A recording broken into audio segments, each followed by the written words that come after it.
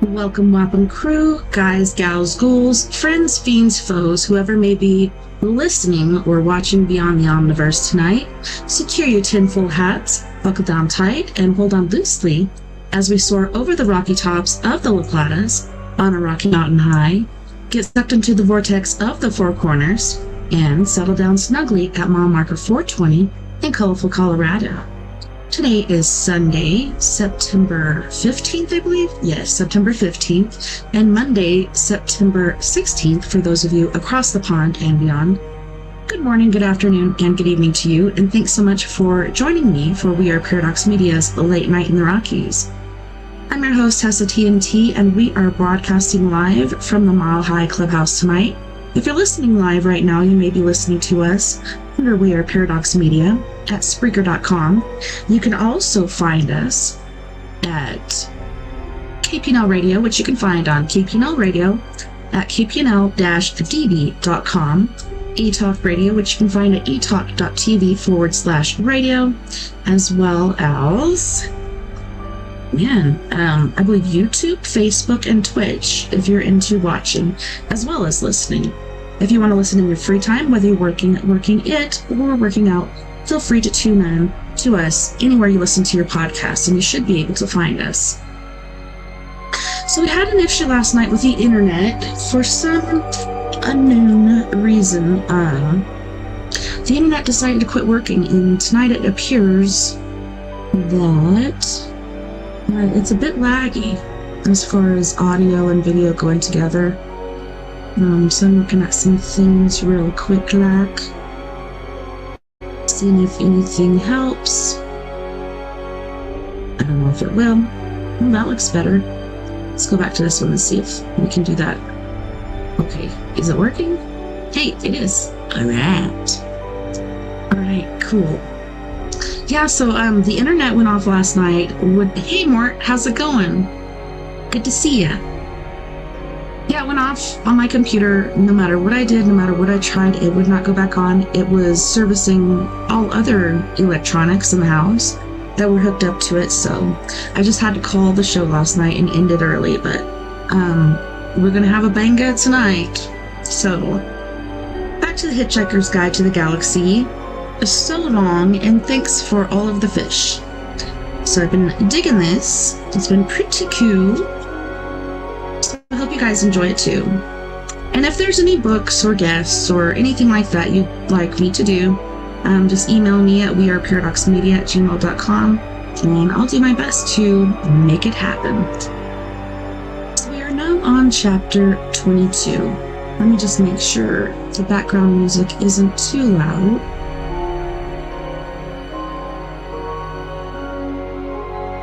Okay.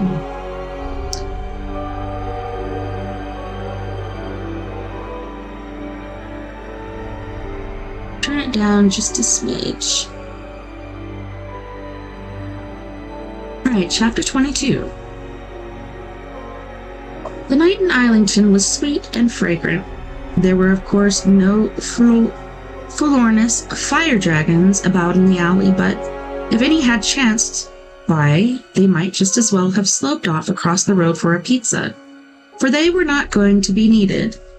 Had an emergency cropped up while they were still in the middle of their pizza with extra anchovies, they could always have sent across a message to put Dire Straits on the stereo, which is now known to have much the same effect.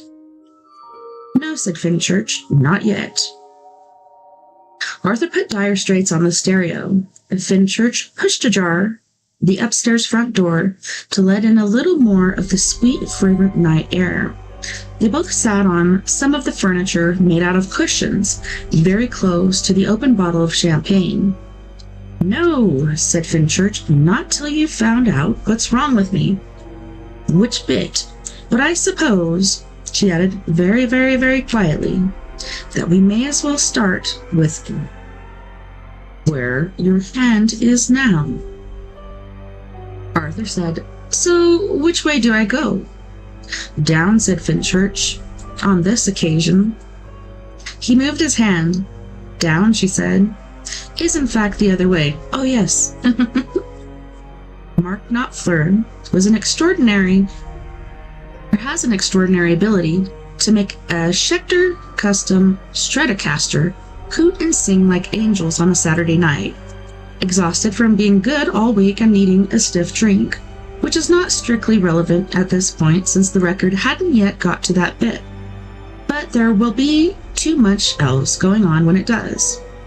And furthermore, the chronicler does not intend to sit here with a track list and a stopwatch, so it seems best to mention it now while things are still moving slowly. And so we come, said Arthur, to your knee. There's something terribly and tragically wrong with your left knee. My left knee, said Fenchurch, is absolutely fine. So it is. Did you know that? What? It's all right. I can tell you do. No, keep going.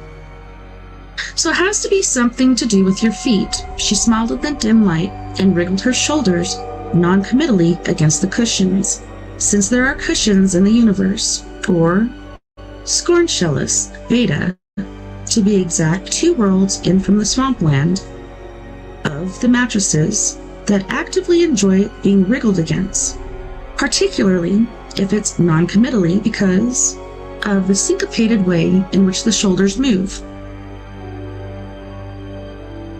It's a pity they weren't there. They weren't, but such is life. Arthur held her left foot in his lap and looked it over carefully. All kinds of stuff about the way her dress fell away from her legs was making it difficult for him to think particularly clearly at this point. I have to admit, he said, that I really don't know what I'm looking for. You'll know it when you find it, she said. Really, you will. There was a slight catch in her voice. It's not that one. Feeling increasingly puzzled, Arthur let her left foot down on the floor and moved himself around so that he could take her right foot. She moved forward, put her arms round him and kissed him, because the record had got to that bit which, if you knew the record, you would know made it impossible not to do this. Then she gave him her right foot. He stroked it, ran his fingers around her ankle, under her toes, along her instep. Could find nothing wrong with it. She watched him with great amusement, laughed, and shook her head. No, don't stop, she said. But it's not that one now. Arthur stopped and frowned at her left foot on the floor. Don't stop. He stroked her right foot, ran his fingers around her ankle, under her toes, along her instep, and said, You mean it's something to do with which leg I'm holding? She did another of the shrugs, which would have brought such joy into the life of the simple cushion from Scornshellus Beta. One of your favorites is The Time Machine by H.G. Wells. Heck yeah! I'm gonna have to check that one out. Sounds interesting. Okay, let me look at this camera really quick and try to fix this again. It's driving me nuts. I don't like to be out of sync. Alright. Let's see, is it still gonna work?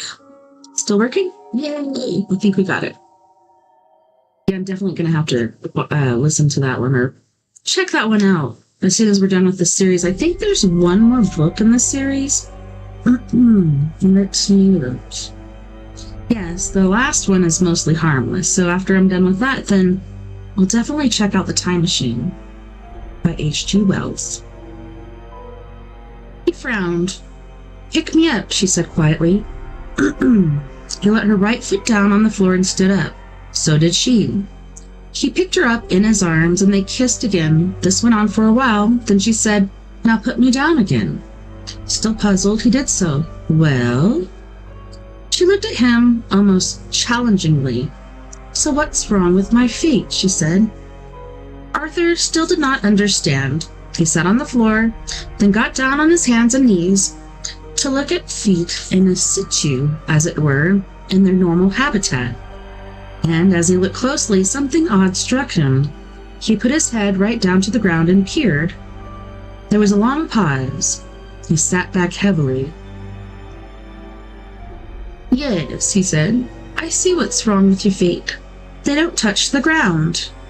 So what do you think? Arthur looked up at her quickly and saw the deep apprehension making her eyes suddenly dark. She bit her lip and was trembling. "What she stammered. "Are you?" She shook the hair forward over her eyes that were filling with dark filter tears. He stood up quickly, put his arms around her, and gave her a single kiss. "Perhaps you can do what I can do," he said, and walked straight out of her upstairs front door. The record got to the good bit. Chapter 23. The battle raged on about the start of Xexis. Hundreds of the fierce and horribly beweaponed Zerzla ships had now been smashed and wrenched to atoms by the withering forces the huge silver Xaxisian ship was able to deploy. Part of the moon had gone too, blasted away by those same blazing force guns that ripped the very fabric of space as they passed through it.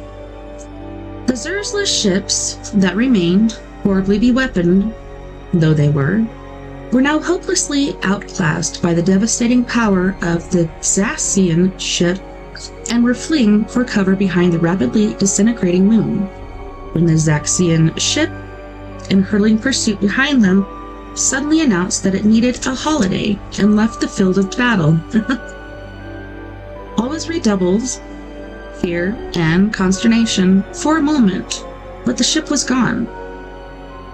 With the stupendous powers at its command, it flitted across vast tracts of irrationally shaped space, quickly, effortlessly, and above all, quietly. Deep in his greasy, smelly bunk, fashioned out of a maintenance hatchway, Ford Prefect slept among his towels, dreaming of old haunts. He dreamed at one point in his slumbers of New York. In his dreams, he was walking late at night along the east side beside the river, which had become so extravagantly polluted that new life forms were now emerging from it spontaneously, demanding welfare and voting rights. One of these floated past, waving. Ford waved back. The thing thrashed to the shore and struggled up the bank. "Hi," it said. "I've just been created. I'm completely new to the universe in all respects. Is there anything you can tell me?" "Phew," said Ford, a little nonplussed. "I can tell you where some bars are, I guess." "What about love and happiness? I sense deep needs for things like that," it said, weaving its tentacles. "Got any leads there?" "You can get some of that," said Ford, "on 7th Avenue. "I instinctively feel," said the creature urgently, "that I need to be beautiful, am I?" You're pretty direct, aren't you?" "No point in monkeying about, am I?" The thing was oozing all over the place now, squelching and blubbering. A nearby wino was getting interested. "To me?" said Ford. "No, but listen," he added after a moment. "Most people make out, you know. Are there any more like you down there?" "Search me, Buster," said the creature. "As I said, I'm new here. Life is entirely strange to me. What's it like?" Here was something that Ford felt he could speak about with authority. "Life," he said, "is like a grapefruit." How so?" "Well, it's sort of orangey yellow and dimpled on the outside, wet and squidgy in the middle. It's got pips inside too. Oh, and some people have half a one for breakfast." "Is there anyone else out there that I can talk to?" "I expect so," said Ford. "Ask a policeman." Deep in his bunk, Ford Prefect wriggled and turned onto his other side. It wasn't his favorite type of dream because it didn't have Eccentrica Galambits, the triple-breasted whore of Eroticon 6, in it, who many of his dreams did feature. But at least it was a dream. At least he was asleep. Gotta hear more about that chick. Luckily, there was a strong updraft in the alley because Arthur hadn't done this sort of thing for a while, at least not deliberately, and deliberately is exactly the way you are not meant to do it. He swung down sharply, nearly catching himself a nasty crack on the jaw with a footstep, and tumbled through the air, so suddenly stunned with what a profoundly stupid thing he had just done that he completely forgot the bit about hitting the ground and didn't. A nice trick, he thought to himself, if you can do it. The ground was hanging menacingly over his head.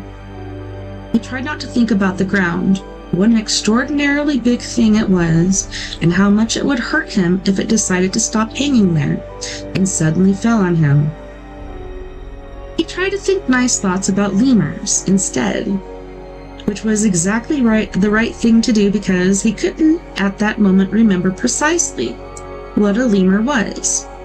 If it was one of those things that sweep in great majestic herds across the plains of wherever it was, or if that was the wildebeest, so it was a tricky kind of thing to think nice thoughts about without simply resorting to an icky sort of general disposedness towards things, and all this kept his mind well occupied while his body tried to adjust to the fact that it wasn't touching anything. A Mars bar's wrapper fluttered down the alleyway. After a seeming moment of doubt and indecision, it eventually allowed the wind to ease it, fluttering between him and the ground. Arthur! Ground was still hanging menacingly above his head, and he thought it was probably time to do something about that, such as fall away from it, which is what he did, slowly, very, very slowly. As he fell slowly, very, very slowly, he closed his eyes, carefully, so as not to jolt anything. The feel of his eyes closing ran down his whole body. Once it had reached his chest, and the whole of his body was alerted to the fact that his eyes were now closed and was not panicked by it, he slowly, very, very slowly, revolved his body one way and his mind the other. That should sort the ground out. He could feel the air clear about him now, breezing around him quite cheerfully, untroubled by his being there, and slowly, very, very slowly, as from a deep and distant sleep, he opened his eyes. He had flown before, of course, flown many times on cricket until all the bird talk had driven him scatty, but this was different. Here he was on his own world, quietly, and without fuss, beyond a slight trembling, which could have been attributable to a number of things being in the air. 10 or 15 feet below him was the hard tarmac, and a few yards off to the right, the yellow streetlights of Upper Street. Luckily, the alleyway was dark, since the light, which was supposed to see it through the night, was on an ingenious time switch, which meant it came in just before lunchtime and went off again as the evening was beginning to draw in. He was therefore safely shrouded in a blanket of dark obscurity.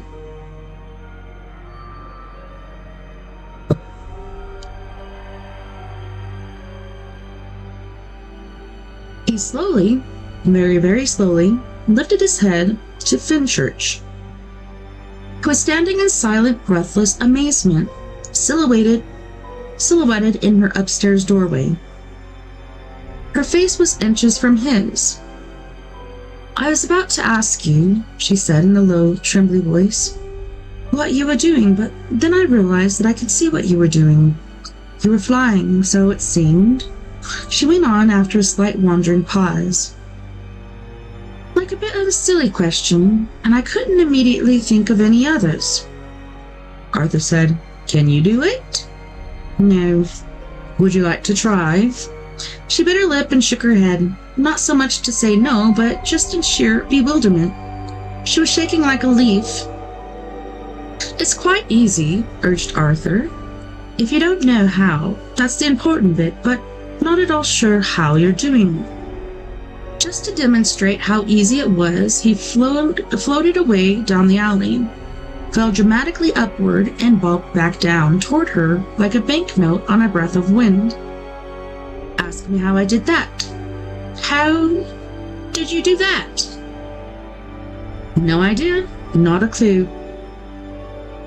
She shrugged in bewilderment. So, how can I? Arthur bobbed down a little lower and held out his hand. I want you to try, he said, to step onto my hand. Just 1 foot. I don't know if I would trust him. What? Try it. Nervously, hesitantly almost, she told herself, as if she was trying to step onto the hand of someone who was floating in front of her in midair. She stepped onto his hand. Now the other. What? Take the weight off your back foot. I can't. Try it. Like this? Like that. Nervously, hesitantly, almost, she told herself, as if she stopped telling herself what she was doing was, I wonder if that's a misprint. She told herself what, yeah, I think that's a misprint. I think they just double put it in there. What she was doing was like because she had a feeling she didn't altogether want to know. She fixed her eyes very, very firmly on the gutter of the roof of the decrepit warehouse opposite, which had been annoying her for weeks because it was clearly going to fall off, and she wondered if anyone was going to do anything about it or whether she ought to say something to somebody, and didn't think for a moment about the fact that she was standing on the hands of someone who wasn't standing on anything at all. Now, said Arthur, take your weight off your left foot. She thought that the warehouse belonged to the carpet company that had their offices around the corner, and took her weight off her left foot, so she should probably go and see them about the gutter. Now, said Arthur, take the weight off your right foot. I can't. Try. She had never seen the gutter from this angle before, and it looked to her now as if there might be a bird's nest as well as all the mud and gunge up there. If she leaned forward just a little and took her weight off her right foot, she could probably see it more clearly. Arthur was alarmed to see that someone down in the alley was trying to steal her bicycle. He particularly didn't want to get involved in an argument at the moment and hoped that the guy would do it quietly and not look up. He had the quiet, shifty look of someone who habitually stole bicycles in alleyways and habitually didn't expect to find their owners hovering several feet above him. He was relaxed by both these habits and went about his job with purpose and concentration. And when he found that the bike was unarguably bound to an iron bar embedded in concrete by hoops of tungsten carbide, he peacefully bent both its wheels and went on his way. Arthur let out a long-held breath. See what a piece of eggshell I have found you, said Finchurch in his ear. Chapter 25. Those who are regular followers of the doings of Arthur Dent may have received an impression of his character and habits which, while it includes the truth and, of course, nothing but the truth, falls somewhat short in its composition of the whole truth in all its glorious aspects. And the reasons for this are obvious: editing, selection, and the need to balance that which is interesting with that which is relevant and cut out all the tedious happenstance. Like this, for instance. Arthur Dent went to bed. He went up the stairs, all 15 of them, opened the door, went into his room, took off his shoes and socks, and then all the rest of his clothes, one by one, and left them in a neatly crumpled heap on the floor. He put on his pajamas, the blue ones with the stripes. He washed his face and hands, brushed his teeth, went to the bathroom, realized that he had once again got this all in the wrong order, had to wash his hands again, and went to bed. He read for 15 minutes, spending the first 10 minutes of that trying to work out where in the book he had got the previous night. Then he turned out the light and, within a minute or so, was asleep. It was dark. He lay on his left side for a good hour. After that, he moved restlessly in his sleep for a moment and then turned over to sleep on his right side.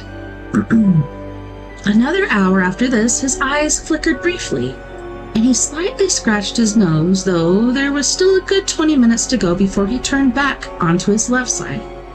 And so he whiled the night away sleeping. At 4, he got up and went to the bathroom again. He opened the door to the bathroom and so on. It's guff. It doesn't advance the action. It makes for nice fat books such as the American market thrives on, but it doesn't actually get you anywhere. You don't, in short, want to know.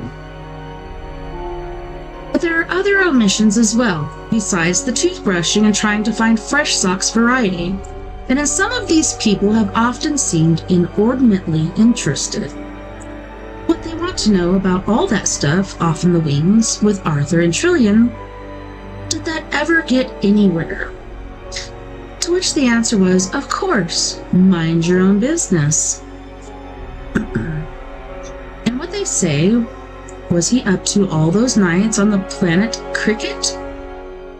Just because the planet didn't have Forlornus fire dragons or dire straits doesn't mean that the whole planet just sat up every night reading.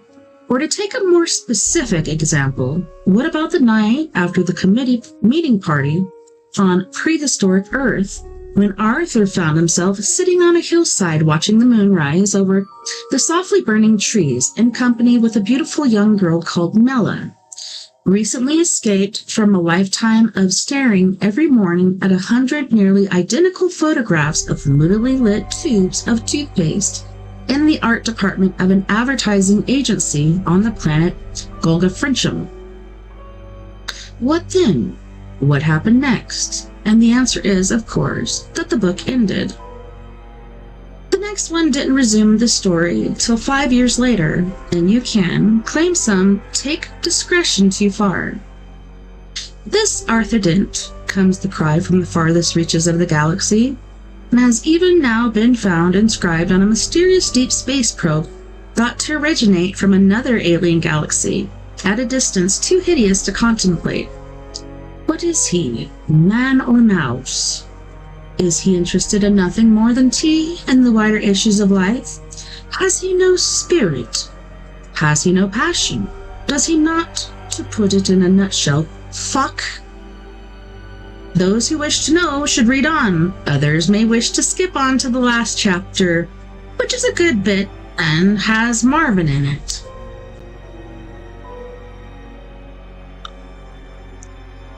I'm gonna mess with this thing again really quick. Camera 1, camera 2, camera 1, camera 2. Dang it. I hate lag. I wish it wouldn't do that. It's so irritating. And it's still doing it.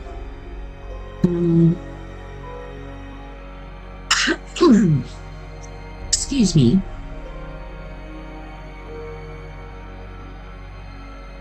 Well, while that's fixing, Arthur Dent very much hoped for an unworthy moment as they drifted up, that his friends who had always found him pleasant but dull, or more latterly odd but dull, were having a good time in the pub, but that was the last time, for a while, that he thought of them. What the crap is going on with this? Nah. Oh my goodness. Whatever. Oh, it's buffering. But the internet seems to be working still. Let me check over here. Still bouncing. Looks good. Yeah, it's just a StreamYard issue. Anywho's.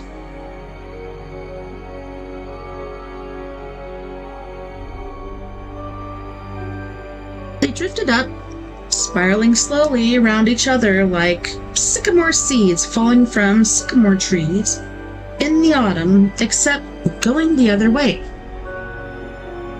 And as they drifted up, their minds sang with the ecstatic knowledge that either what they were doing was completely and utterly and totally impossible, or that physics had a lot to catch up to do.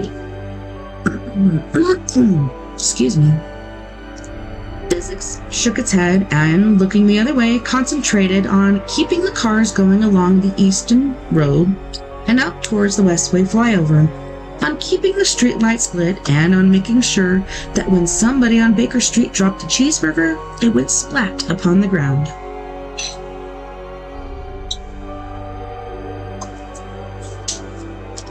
Yeah, I don't know if you can see me or not, but camera's being wonky. I might have to do like a little reset on break with that, but I think the voice is still going. All right, cool. Thank you, Mark. Thanks for letting me know.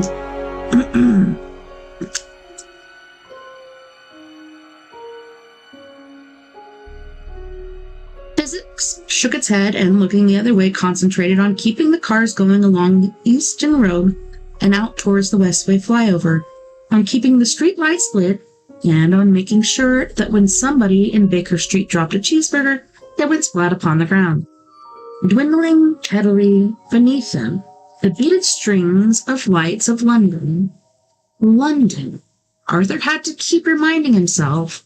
Not the strangely colored fields of cricket on the remote fringes of the galaxy. Lighted freckles of which faintly spanned the open sky above them. But London. Swayed, swaying, and turned. Try a swoop, he called to Finchurch. What? Her voice seemed strangely clear but distant in all the vast empty air. It was breathy and faint with disbelief. All those things, clear, faint, distant, breathy, all at the same time. We're flying, she said. A trifle, called Arthur. Think nothing of it. Try swoop, us. Her hand caught his, and in a sudden second her weight caught it, too, and stunningly she was gone, tumbling beneath him, clawing wildly at nothing. Physics glanced at Arthur and plotted the horror. He was gone, too, sick with giddy dropping, every part of him screaming but his voice. They plummeted because this was London, and you really couldn't do this sort of thing here. He couldn't catch her because this was London, and not a million miles from here, 756 to be exact, in Pisa, where Galileo had clearly demonstrated that two falling bodies fell at exactly the same rate of acceleration, irrespective of their relative weights. They fell.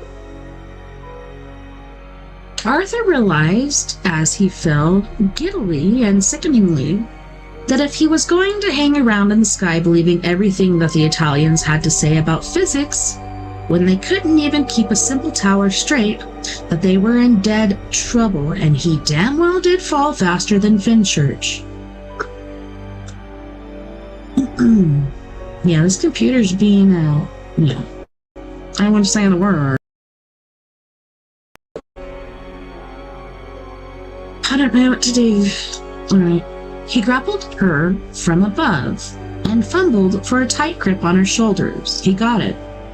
Fine. They were now falling together, which was all very sweet and romantic, but didn't solve the basic problem, which was that they were falling, and the ground wasn't waiting around to see if he had any more clever tricks up his sleeve, but was coming up to meet them like an express train. He couldn't support her weight. He hadn't anything he could support it with or against. The only thing he could think was that they were obviously going to die, and if he wanted anything other than that, the obvious to happen, he was going to have to do something other than the obvious. Here he felt he was on familiar territory. He let go of her, pushed her away, and when she turned her face to him in a gasp of stunned horror, caught her little finger with his little finger, and swung her back upward, tumbling clumsily up after her. Shit!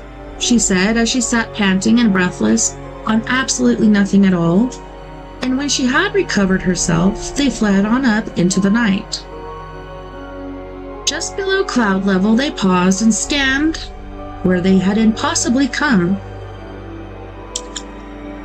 The ground was something not to regard with any too firm or steady eye, but merely to glance at, as it were in passing. Finchurch tried some little swoops daringly and found that if she judged herself right against a body of wind. She could pull off some really quite dazzling ones with a little pirouette at the end, followed by a little drop, which made her dress billow around her. And this is where readers who are keen to know that Marvin and Ford Prefect have been up to all this while should look ahead to later chapters, because Arthur now could wait no longer and helped her take off. It drifted down and away, whipped by the wind, until it was a speck, which finally vanished, and for obvious, complicated reasons revolutionized the life of a family in Hounslow, over whose washing line it was discovered draped in the morning. In a mute embrace they drifted up, till they were swimming among the misty wraiths of moisture that you can see feathering around the wings of an airplane but never fill because you are sitting warm inside the stuffy airplane and looking through the little scratchy plexiglass window, while somebody else's son tries patiently to pour warm milk into your shirt. Arthur and Fenchurch could feel them, wispy, cold, and thin, wreathing round their bodies, very cold, very thin. They felt, even Fenchurch, now protected from the elements only by a couple of fragments from Marx and Spencer, that if they were not going to let the force of gravity bother them, then mere cold or paucity of atmosphere could go and whistle. The two fragments from Marx and Spencer, which, as Fenchurch rose now into the misty body of the clouds, Arthur removed very, very slowly, which is the only way it's possible to do it when you're flying and also not using your hands, went on to create considerable havoc in the morning, and retrospectively, counting from top to bottom, Islesworth and Richmond. They were in the cloud for a long time because it was stacked very high, and when finally they emerged wetly above it, Fenchurch, slowly spinning like a starfish lapped by a rising tide pool, they found that above the clouds is where the night gets seriously moonlit. The light is darkly brilliant. There are different mountains up there, but they are mountains with their own white Arctic snows. They had emerged at the top of the high-stacked cumulonimbus and now began lazily to drift down its contours as Fenchurch eased Arthur in turn from his clothes, pried him free of them till all were gone, winding their surprised way down into the enveloping whiteness.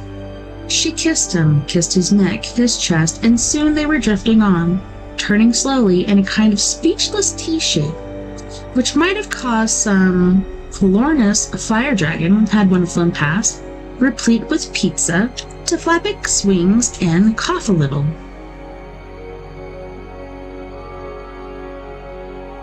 There were, however, no voluminous fire dragons in the clouds, nor could there be, for, like dinosaurs, the dodos and the greater dubbered windwalk of Stekbardel Major in the constellation Fraz, and unlike the Boeing 747, which is in plentiful supply, they are sadly extinct, and the universe shall never know their like again.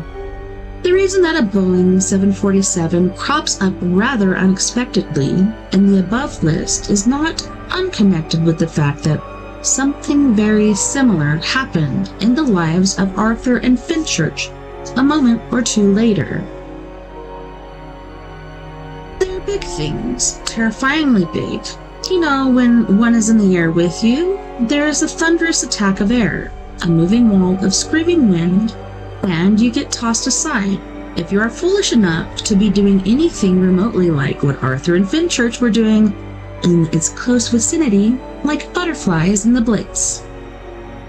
This time, however, there was no heart-sickening fall or loss of nerve. Just a regrouping moments later, and a wonderful new idea enthusiastically signaled through the buffeting noise. Mrs. E. Capelston of Boston, Massachusetts, was an elderly lady. Indeed, she felt her life was nearly at an end. She had seen a lot of it, been puzzled by some, but she was a little uneasy to feel at this late stage, bored by too much, It had all been very pleasant, but perhaps a little too explicable, a little too routine. With a sigh, she flipped up the plastic window shade and looked over the wing. At first, she thought she ought to call the stewardess, but then she thought, no, damn it, definitely not. This was for her and her alone. By the time her two inexplicable people finally slipped back off the wing and tumbled into the slipstream, she had cheered up an awful lot. She was mostly immensely relieved to think that virtually everything that anybody had ever told her was wrong. The following morning, Arthur and Fenchurch slept very late in the alley despite the continual will of furniture being restored. The following night, they did it all over again, only this time with a Sony Walkman. Now I call that high tech. Yeah, this damn camera, tell you what.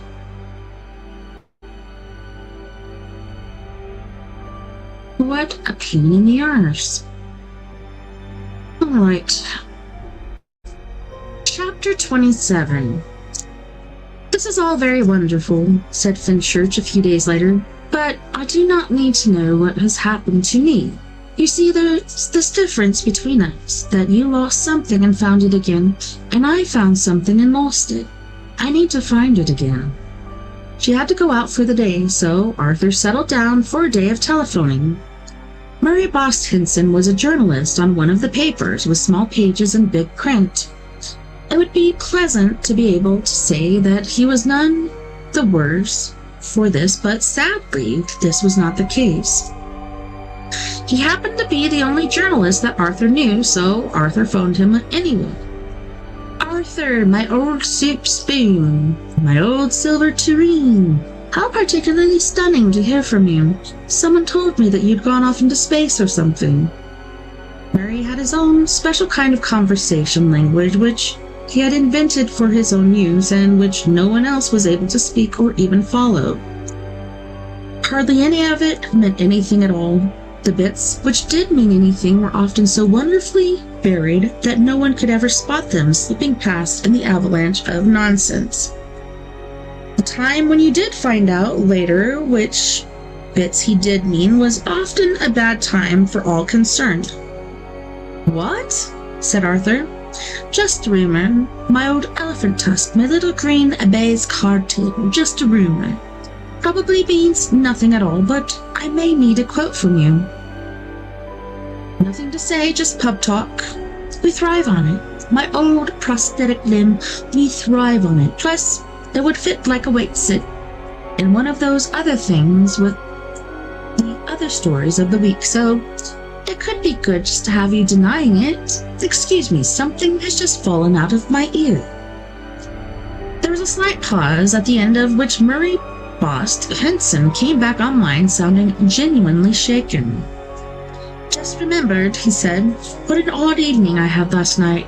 Anyway, my old, I won't say what. How do you feel about having ridden on Halley's Comet? I haven't, said Arthur with a suppressed sigh. Ridden on Halley's Comet. Pretty relaxed, Murray. There was a pause while Murray wrote this down.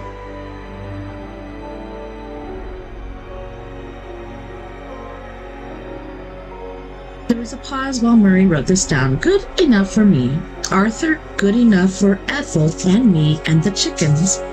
Fits in with the general weirdness of the week. The week of weirdos. We're thinking of calling it good, eh? Very good. Got a ring to it. First we have this man. It always rains on him. What? It's the absolute stocking top truth, all documented in his little black books. It all checks out at every single fun-loving level. The Met Office is going ice-cold, thick banana whips, and funny little men in white coats are flying in from all over the world with their little rulers and boxes and drip feeds. This man is the bee's knees. Arthur, he is the wasp's nipples.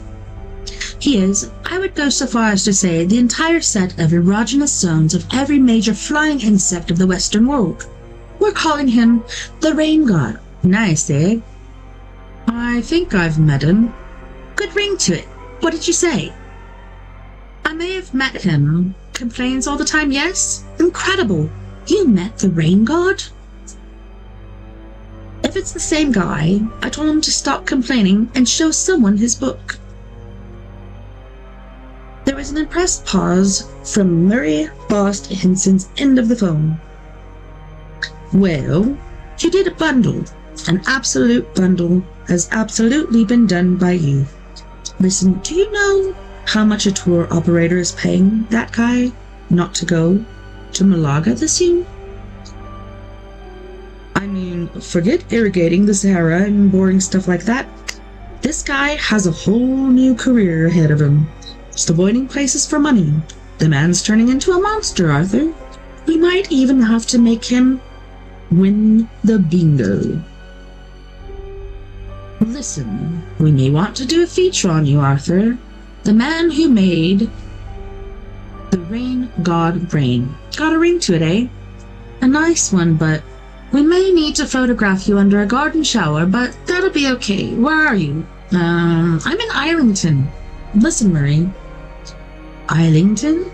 Yes. Hello, beautiful Sister Sandra. Well, what about the real weirdness of the week? The real seriously loopy stuff? You know, anything about these flying people? No? You must have. This is the real seething crazy one. This is the real meatballs in the batter. The locals are phoning in all the time to say there's this couple who go flying nights. We've got guys down in our photo labs working through the night to put together a genuine photograph. You must have heard. No. Arthur, where have you been? Oh, space, right. I got your quote. But that was months ago. Listen, it's right after night this week. My old cheese grater, right on your patch. This couple just fly around the sky and start doing all kinds of stuff. And I don't mean looking through walls or pretending to be box-girder bridges. You don't know anything? No. Arthur, it's been almost inexpressibly delicious conversing with you. Chumbum, but I have to go. I'll send the guy with the camera and the hose. Give me the address. I'm ready and writing.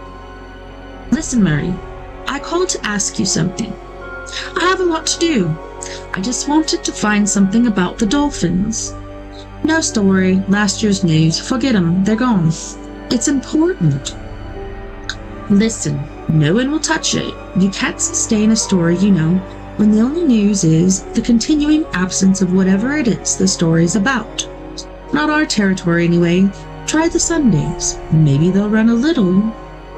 Whatever happened to the dolphins? Story in a couple of years around August, but what's anybody going to do now? Dolphins still gone. Continuing dolphin absence? Dolphins, for the days without them. The story dies, Arthur. It lies down and kicks its little feet in the air and presently goes to the great golden spike in the sky. My old fruit bat. Murray, I'm not interested in whether it's a story. I just want to find out how I can get in touch with that guy in California who claims to know something about it. I thought you might know. Alright, so on that note, guys and gals, we are going to go to our first music break. And on this break, we have Miss Mia Savage with her group Antidote for Savages with Lemurian Crypto, Your Skeleton, Our New Reality, and Let Me Be Your Home. Don't go anywhere. We'll be right back after this music break. And hopefully I'll have the camera fixed by then.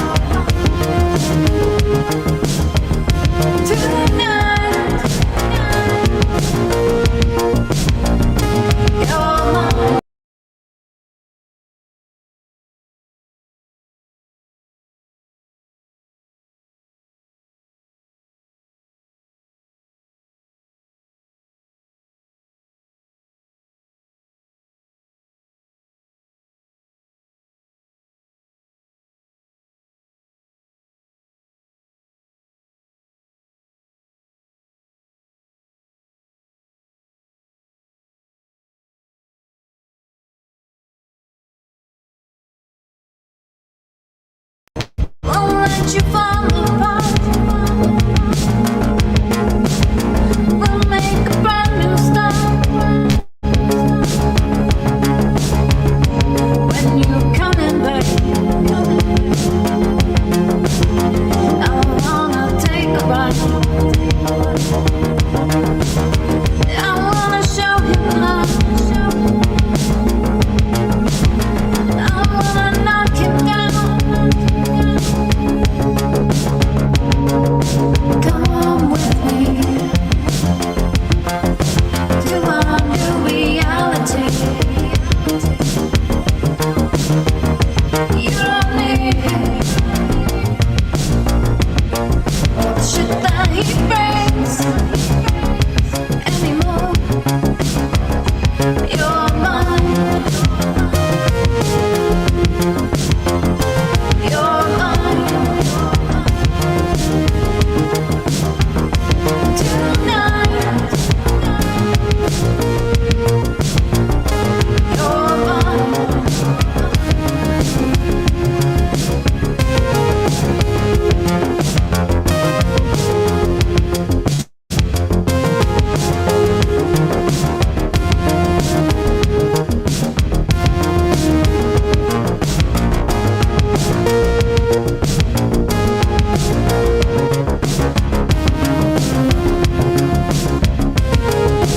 Come with me to our new reality. You don't need all the shit that he brings anymore. You're mine. You're mine. Tonight. You're mine. You're mine. You're mine.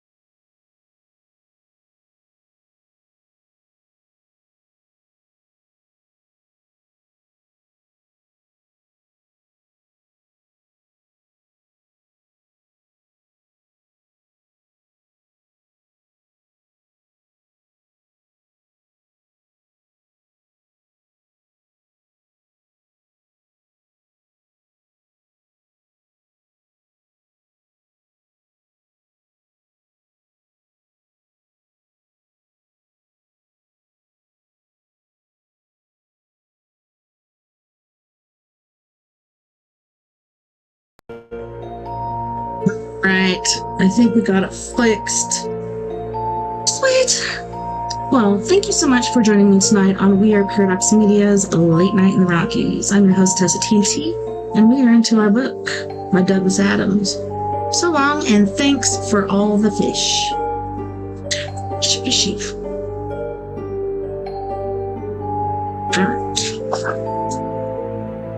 God, what a pain in the butt that was. Oh no, I totally red-eyed. Chapter 28. Let me just make sure my sound's working. Alright. Welcome back. Okay, chapter 28 is. People are beginning to talk, said Finchurch that evening after they had hauled her cello in. Not only talk, said Arthur, but print in big bold letters under the bingo prizes, which is why I thought I'd better get those. He showed her the long, narrow booklets of airline tickets. Arthur, she said, hugging him, does that mean you managed to talk to him? I have had a day, said Arthur, of extreme telephonic exhaustion. Excuse me? I have spoken to virtually every department of virtually every paper in Fleet Street, and I finally tracked his number down. You've obviously been working hard. You're drenched with sweat, poor darling. Not with sweat, said Arthur wearily. The photographer's just been here. We tried to argue, but never mind. The point is, yes. You spoke to him? I spoke to his wife. She said he was too weird to come to the phone right now and I could call back. I sat down heavily, realized he was missing something, and went to the fridge to find it. Want a drink? Would commit murder to get one. I always know I'm in for a tough time when my cello teacher looks me up and down and says, ah, yes, my dear, I think a little Tchaikovsky today. I called again, said Arthur, and she said that he was 3.2 light years from the phone and I should call back. Ah. I called again. She said the situation had improved. He is now a mere 2.6 light years from the phone, but was still a long way to shout. You don't suppose, said Finchurch doubtfully, that there is anyone else we could talk to? It gets worse, said Arthur. I spoke to someone on a science magazine who actually knows him. And he said that John Watson will not only believe, but will actually have absolute proof, often dictated to him by the angels, with golden beards and green wings and Dr. Scholl footwear, that the month's most fashionable serious theory is true. For people who question the validity of these visions, he will triumphantly produce the clogs in question, and that's as far as you get. It was that bad, said Finchurch quietly. She fiddled listlessly with the tickets. I phoned Mrs. Watson again, said Arthur. Her name, by the way, and you may wish to know this, is Arcane Jill. I see. Hey, Bill, how's it going? I'm glad you see. I thought you mightn't believe any of this, so when I called her this time, I used the telephone answering machine to record the call. He went across to the telephone machine and fiddled and fumed with all its buttons for a while, because it was one which was particularly recommended by Witch magazine and is almost impossible to use without going mad. Here it is, he said at last, wiping the sweat from his brow. The voice was thin and crackly with its journey to a geostationary satellite and back, but was almost hauntingly calm. Perhaps I should explain, Archangel Watson's voice said, that the phone is in fact in a room that he never comes into. It's in the asylum, you see. Wonko Insane does not like to enter the asylum, and so he does not. I feel you should know this because it may save you phoning. If you would like to meet him, this is very easily arranged. All you have to do is walk in. You will only meet people outside of the asylum. Well, I'm glad you're doing good. Arthur's voice at its most mystified. I'm sorry, I don't understand. Where is the asylum? Where is the asylum? Archangel Watson again. Have you ever read the instructions on the packet of toothpicks? On the tape, Arthur's voice had to admit that he had not. You may want to do that. You may find that it clarifies things for you a little. You may find that it indicates to you where the asylum is. Thank you. The sound of the phone line went dead. Arthur turned the machine off. Well, I suppose we can regard that as an invitation, he said with a shrug. I actually managed to get to the address from the guy on the Science magazine. Finchurch looked up at him with a thoughtful frown and looked at the tickets again. Do you think it's worth it? She said. Well, said Arthur, the only thing that everyone I spoke to agreed on, apart from the fact that they all thought he was barking mad, is that he does know more than any man living about dolphins. Chapter 29, and this one looks very, very short. This is an important announcement. This is Flight 121 to Los Angeles. If your travel plans today do not include Los Angeles, now would be a perfect time to disembark. Chapter 30. They rented a car in Los Angeles from one of the places that rents out cars that other people have thrown away. Getting it to go around corners is a bit of a problem, said the guy behind the sunglasses as he handed them the keys. Sometimes it's simpler just to get out and find a car that's going in that direction.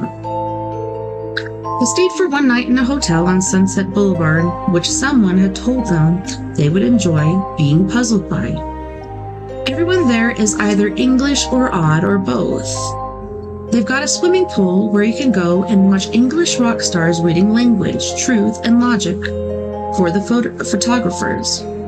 It was true. There was one, and that was exactly what he was doing. The garage attendant didn't think much of their car, but that was fine because they didn't either.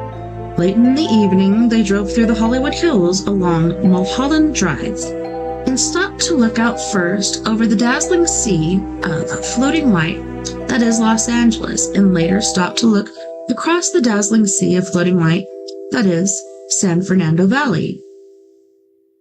They agreed that the sense of dazzle stopped immediately at the back of their eyes and didn't touch any other part of them, and came away strangely unsatisfied by the spectacle. As dramatic seas of light went, it was fine, but light is meant to illuminate something, and having driven through what this particularly dramatic sea of light was illuminating, they didn't think much of it.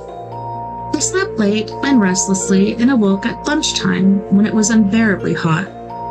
They drove out along the freeway to Santa Monica for their first look at the Pacific Ocean. The ocean which Wonko the Sane spent all his days and a good deal of his nights looking at. Someone told me, said Finchurch, that they once overheard two ladies on this beach doing what we're doing, looking at the Pacific Ocean for the first time in their lives, and apparently, after a long pause, one of them said to the other, "You know, it's not as big as I expected." Their mood gradually lifted as they walked along the beach in Malibu and watched all the millionaires in their chic shanty huts carefully keeping an eye on one another to check how rich they were each getting. Their mood lifted further as the sun began to move down the western half of the sky, and by the time they were back in their rattling car and driving toward a sunset that no one of any sensibility would dream of building a city like Los Angeles in front of, they were suddenly feeling astonishingly and irrationally happy, and didn't even mind that the terrible old car radio would only play 2 stations, and those simultaneously. So what they were both playing, good rock and roll. I know that he will be able to help us, said Fenchurch, determined. I know he will. What's his name again? The one he likes to be called? Won't go the same? I know that he will be able to help us. Arthur wondered if he would, and hoped that he would, and hoped that Fenchurch had lost could be found here on this earth, whatever this earth might prove to be. He hoped as he had hoped continually and fervently since the time they had talked together on the banks of the Serpentine, that he would not be called upon to try to remember something that he had very firmly and deliberately buried in the furthest recesses of his memory, where he hoped it would cease to nag at him. In Santa Barbara, they stooped at a fish restaurant in what seemed to be a converted warehouse. Fenchurch had red mullet and said it was delicious. Arthur had a swordfish steak and said it made him angry. I couldn't imagine. Man, this lag is terrible. Well, I think I've had swordfish, and I don't think it made me angry. Man, I don't want to mess with this camera, because last time I did it didn't go too good. Premiere? Mainly? Yeah, I'm just gonna let it go.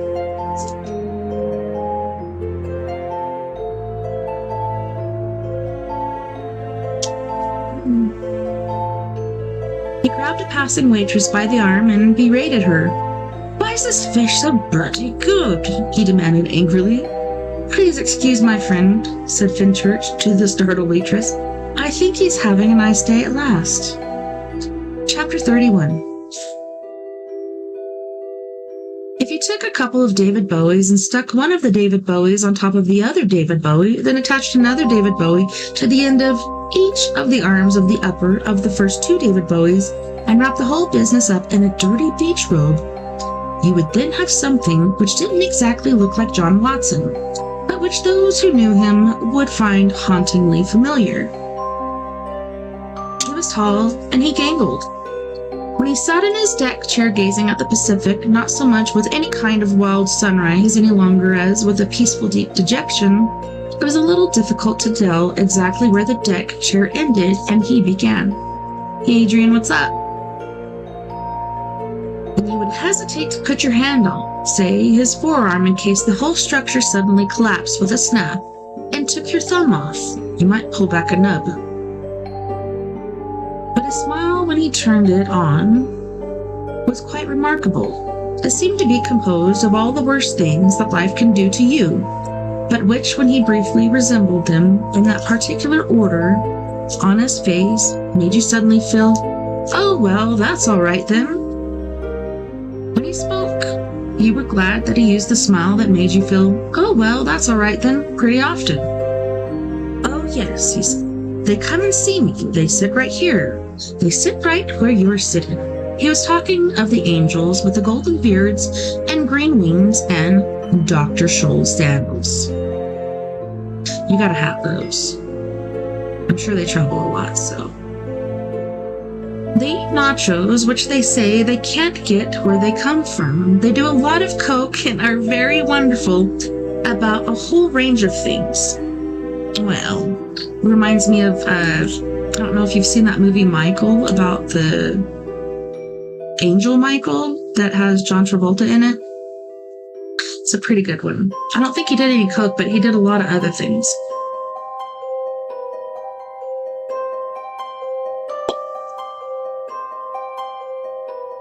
Do they? Said Arthur.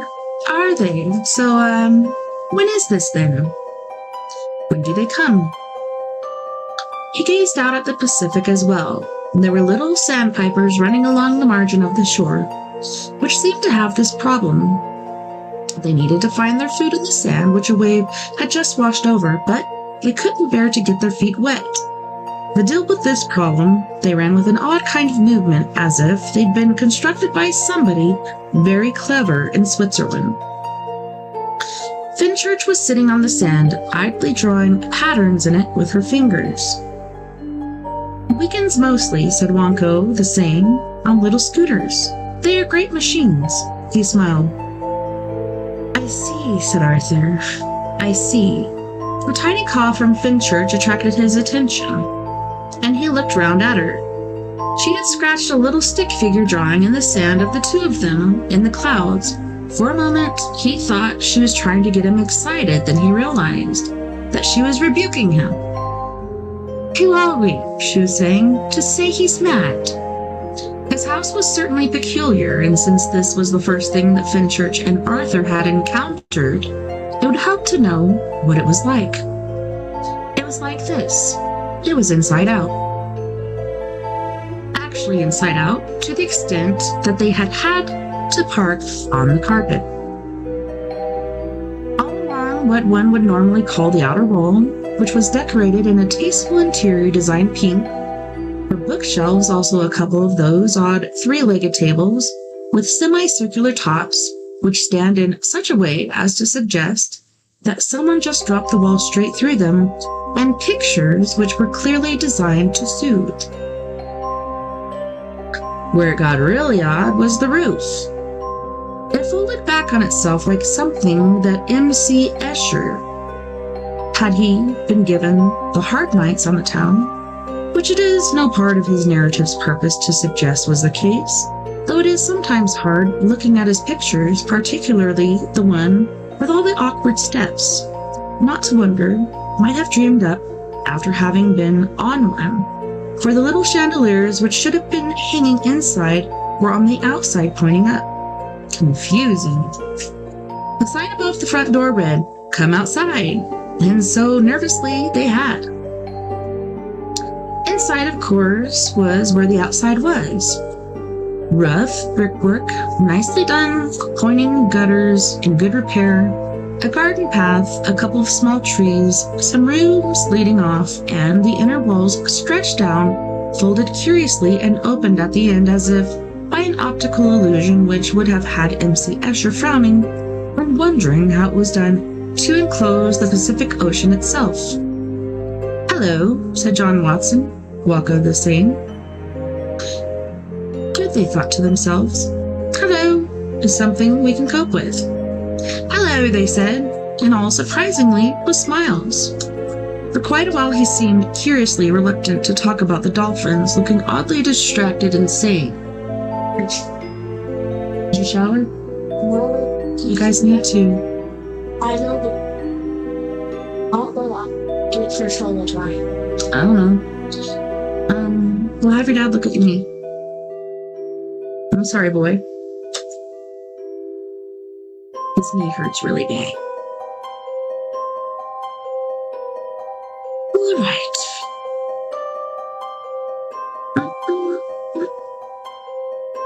I forget whenever they were mentioned and had shown them quite proudly round the eccentricities of his house.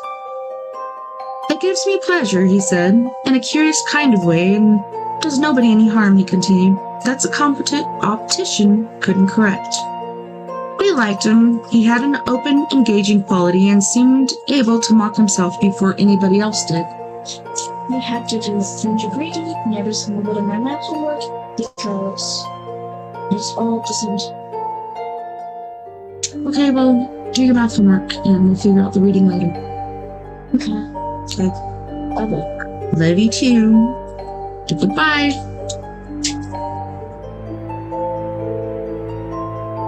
Put a sign up that says do not enter between these times, and it doesn't matter. Any use?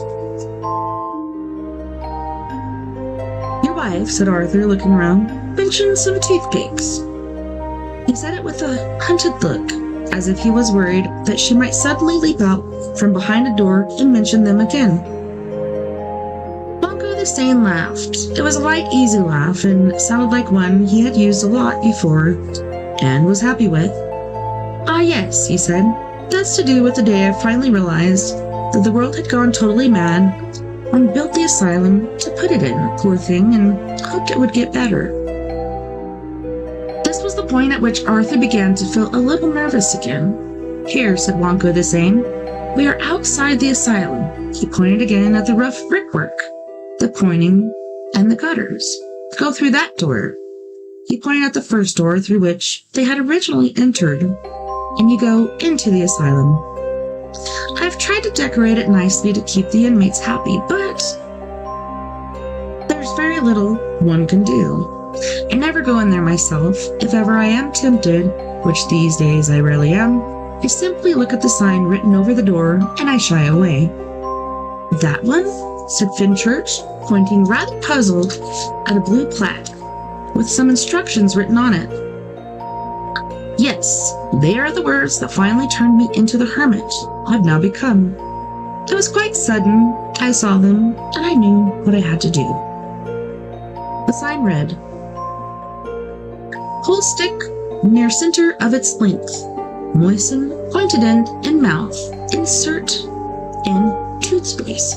Front end next to gum. Use gently in-out motion."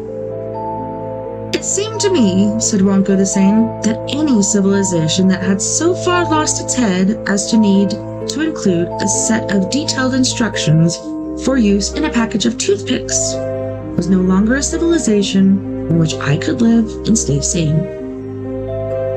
He gazed out at the Pacific again, as if daring it to rave and gibber at it, but it lay there calmly and played with sandpipers. And in case it crossed your mind to wonder, as I can see how it possibly might, I am completely sane, which is why I call myself Wonko the Sane. Just to reassure people on this point, Wonko is what my mother called me when I was a kid and clumsy and knocked things over. Insane is what I am and how, he added, with one of his smiles that made you feel, oh well, that's all right then. I intend to remain. Shall we go to the beach and see what we have to talk about? They went out onto the beach, which was where he started talking about angels with golden beards and green wings and Dr. Scholl sandals. It's very important. About the dolphins, said Finchurch gently, hopefully. I can show you the sandals, said Wonko the Sane. I wonder, do you know? Would you like me to show you? Said Wonko the Sane. The sandals, I have them. I'll get them. They are made by the Dr. Scholl Company, and the angels say that they particularly suit the terrain they have to work in. They say they run a concession stand by the message. When I say I don't know what that means, they say no, you don't, and laugh. Well, I'll get them anyway. As he walked back toward the inside or the outside, depending on how you looked at it, Arthur and Finchurch looked at each other in a wondering and slightly desperate sort of way. Then each shrugged and idly drew figures on the sand. How are the feet today? Said Arthur quietly. Okay, it doesn't feel so odd in the sand or in water. The water touches them perfectly. I just think this isn't our world. She shrugged. What do you think he meant? She said. By the message. I don't know, said Arthur, though the memory of a man called Crack, who laughed at him continuously, kept nagging at him. When Wonko returned, he was carrying something that stunned Arthur. Not the sandals, they were perfectly ordinary wooden-bottom sandals.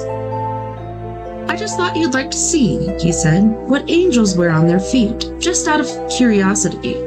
I'm not trying to prove anything, by the way. I'm a scientist, and I know what constitutes proof. But the reason I call myself by my childhood name is to remind myself that a scientist must also be absolutely like a child.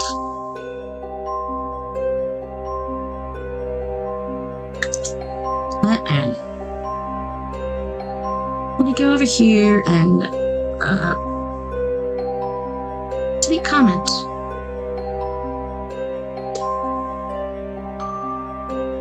Delete and block.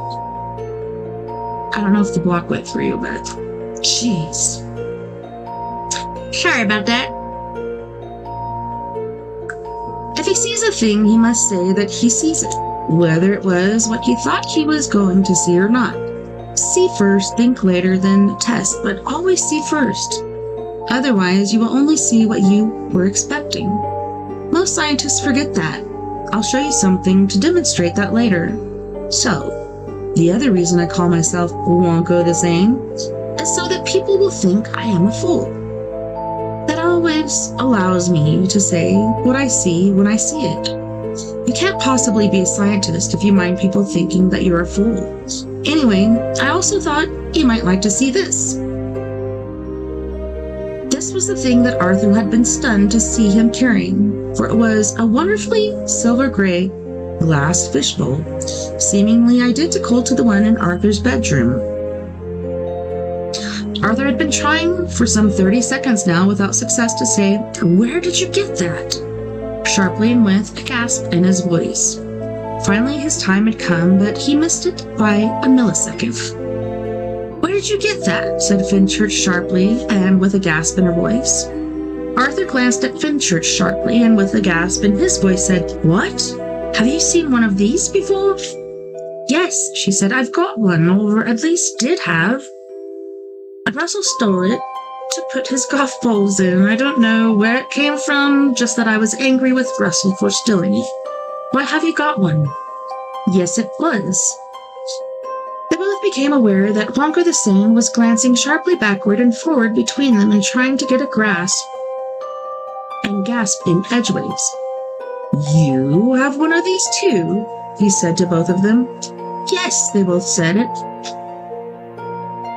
He looked long and calmly at each of them. Then he held up the bowl to catch the light of the California sun. Golf balls.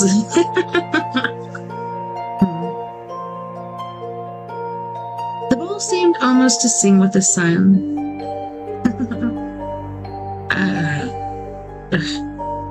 To chime with the intensity of its light and cast darkly brilliant rainbows around the sand and upon them.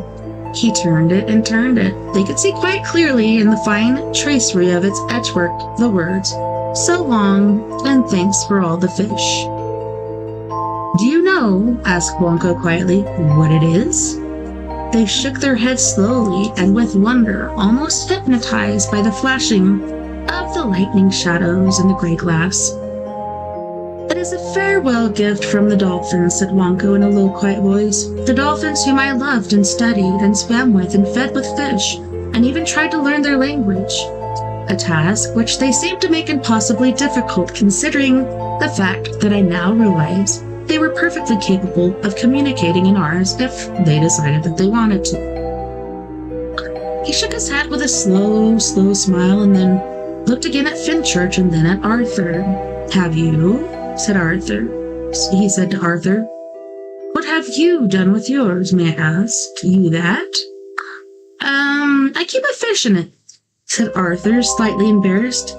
"I happen to have this fish I was wondering what to do with, and, there was this bowl," he told off. Noise.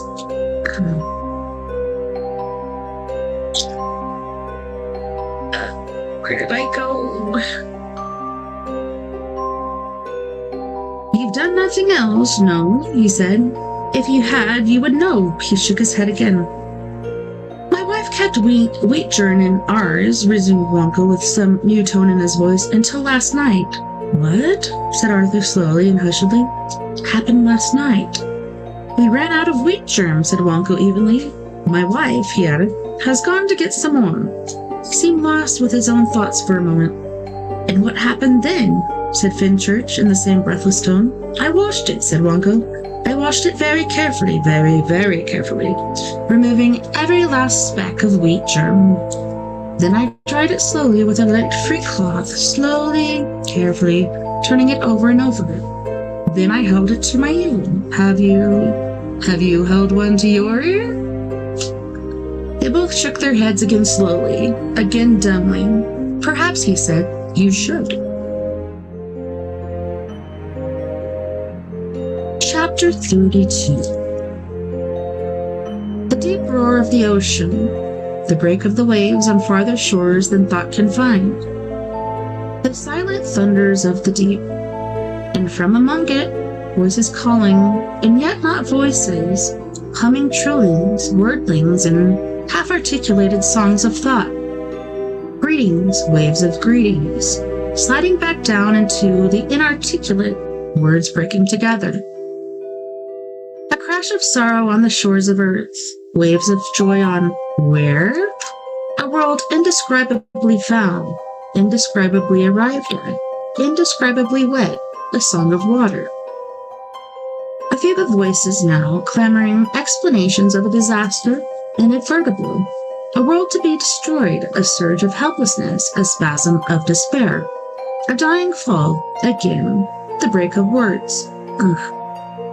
And then the fling of hope, finding of a shadow earth and the implications of unfolded time, submerged dimensions, the pull of parallels, the deep blue, the spin of will, the hurl and split of it, a fight, a new earth pulled into replacement, the dolphins gone.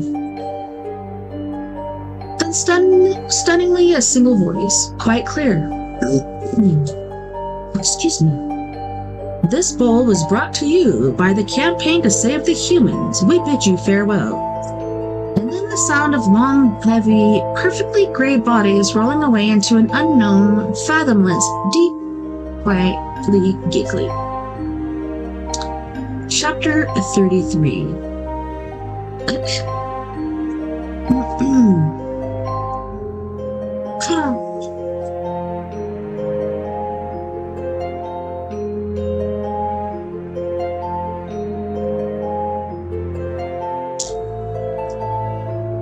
Hold on one second. Let me check something.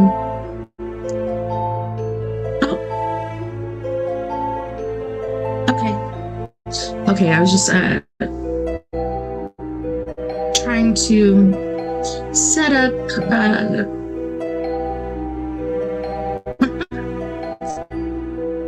an exchange. So I'm gonna trade some eggs for some vegetables with my friend Chris Angel, and not the Mind Freak.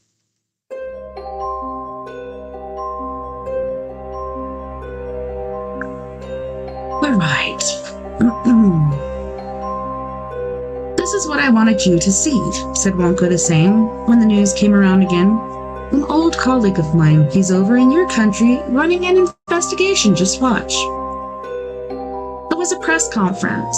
I'm afraid I can't comment on the name Rain God at this present time, and we are calling him an example of a spontaneous paracasual meteorological phenomenon. Can you tell us what that means? I'm not altogether sure. Let's be straight here. If we find something we can't understand, we like to call it something you can't understand, or indeed pronounce. I mean, if we just let you go around calling him a rain god, then that suggests that you know something we don't, and I'm afraid we couldn't have that. No, first we have to call it something which says it's ours, not yours. Then we set about finding some way of proving it's not what you said it is, but something we say it is. And if it turns out that you're right, you'll still be wrong because we will simply call him supernormal, not paranormal or supernatural, because you think you know what those mean now. No, a supernormal incremental precipitation inducer. We'll probably want to shove a quasi in there somewhere to protect ourselves. Ring god? Huh? Never heard such nonsense in my life. Admittedly, you wouldn't catch me going on holiday with him. Thanks, that'll be all for now, other than to say hi to Wonko if he's watching. Chapter 34. On the way home, there was a woman sitting next to them on the plane who was looking at them rather oddly. They talked quietly to themselves. I still have to know, said Finchurch, and I strongly feel that you know something that you're not telling me. Arthur sighed and took a piece of paper. Do you have a pencil? He said. She dug around and found one. What are you doing, sweetheart? She said, after he had spent 20 minutes frowning, chewing the pencil, scribbling on the paper, crossing things out, scribbling again, chewing the pencil again, and grunting irritably to himself. Trying to remember an address someone once gave me. Your life would be an awful lot simpler, she said, if you bought yourself an address book. Finally, he passed the paper to her. You look after it, he said. She looked at it. Among all the scratchings and crossings out were the words Quantalus Quasgar Mountains, Suburbia Stream, Planet, Perlin, Tarn, Sunzars, Galactic Sector, QQ7, Active J Gamma. And what's there? Apparently, said Arthur, it's God's final message to his creation. That sounds a bit more like it, said Fenchurch. How do we get there? You really? Yes, said Fenchurch firmly. I really want to know. Arthur looked out of the little scratchy plexiglass window at the open sky outside. Excuse me, said the woman who had been looking at them rather oddly suddenly. I hope you don't think I'm rude. I get so bored on these long flights, it's nice to talk to somebody. My name is Enid Capelson. I'm from Boston. Tell me, do you fly a lot? Chapter 35. They went to Arthur's house in the West Country, shoved a couple of towels and stuffed in a bag, and then sat down to do what every galactic hitchhiker ends up spending most of its time doing. They waited for a flying saucer to come by. A friend of mine did this for 15 years, said Arthur, one night as they sat forlornly watching the sky.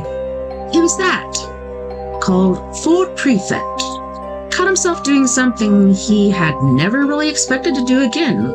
He wondered where Ford Prefect was. By an extraordinary coincidence, the following day, there were two reports in the paper, one concerning the most astonishing incident with a flying saucer, and the other about a series of unseemly riots in pubs. Ford Prefect turned up the day after that looking hungover and complaining that Arthur never answered the phone. In fact, he looked extremely ill, not merely as if he'd been pulled through a hedge backward, but as if the hedge was being simultaneously pulled backward through a combine harvester. He staggered into Arthur's sitting room, waving aside all offers of support, which was an error because the effort of waving caused him to lose his balance altogether, and Arthur eventually had to drag him to the sofa.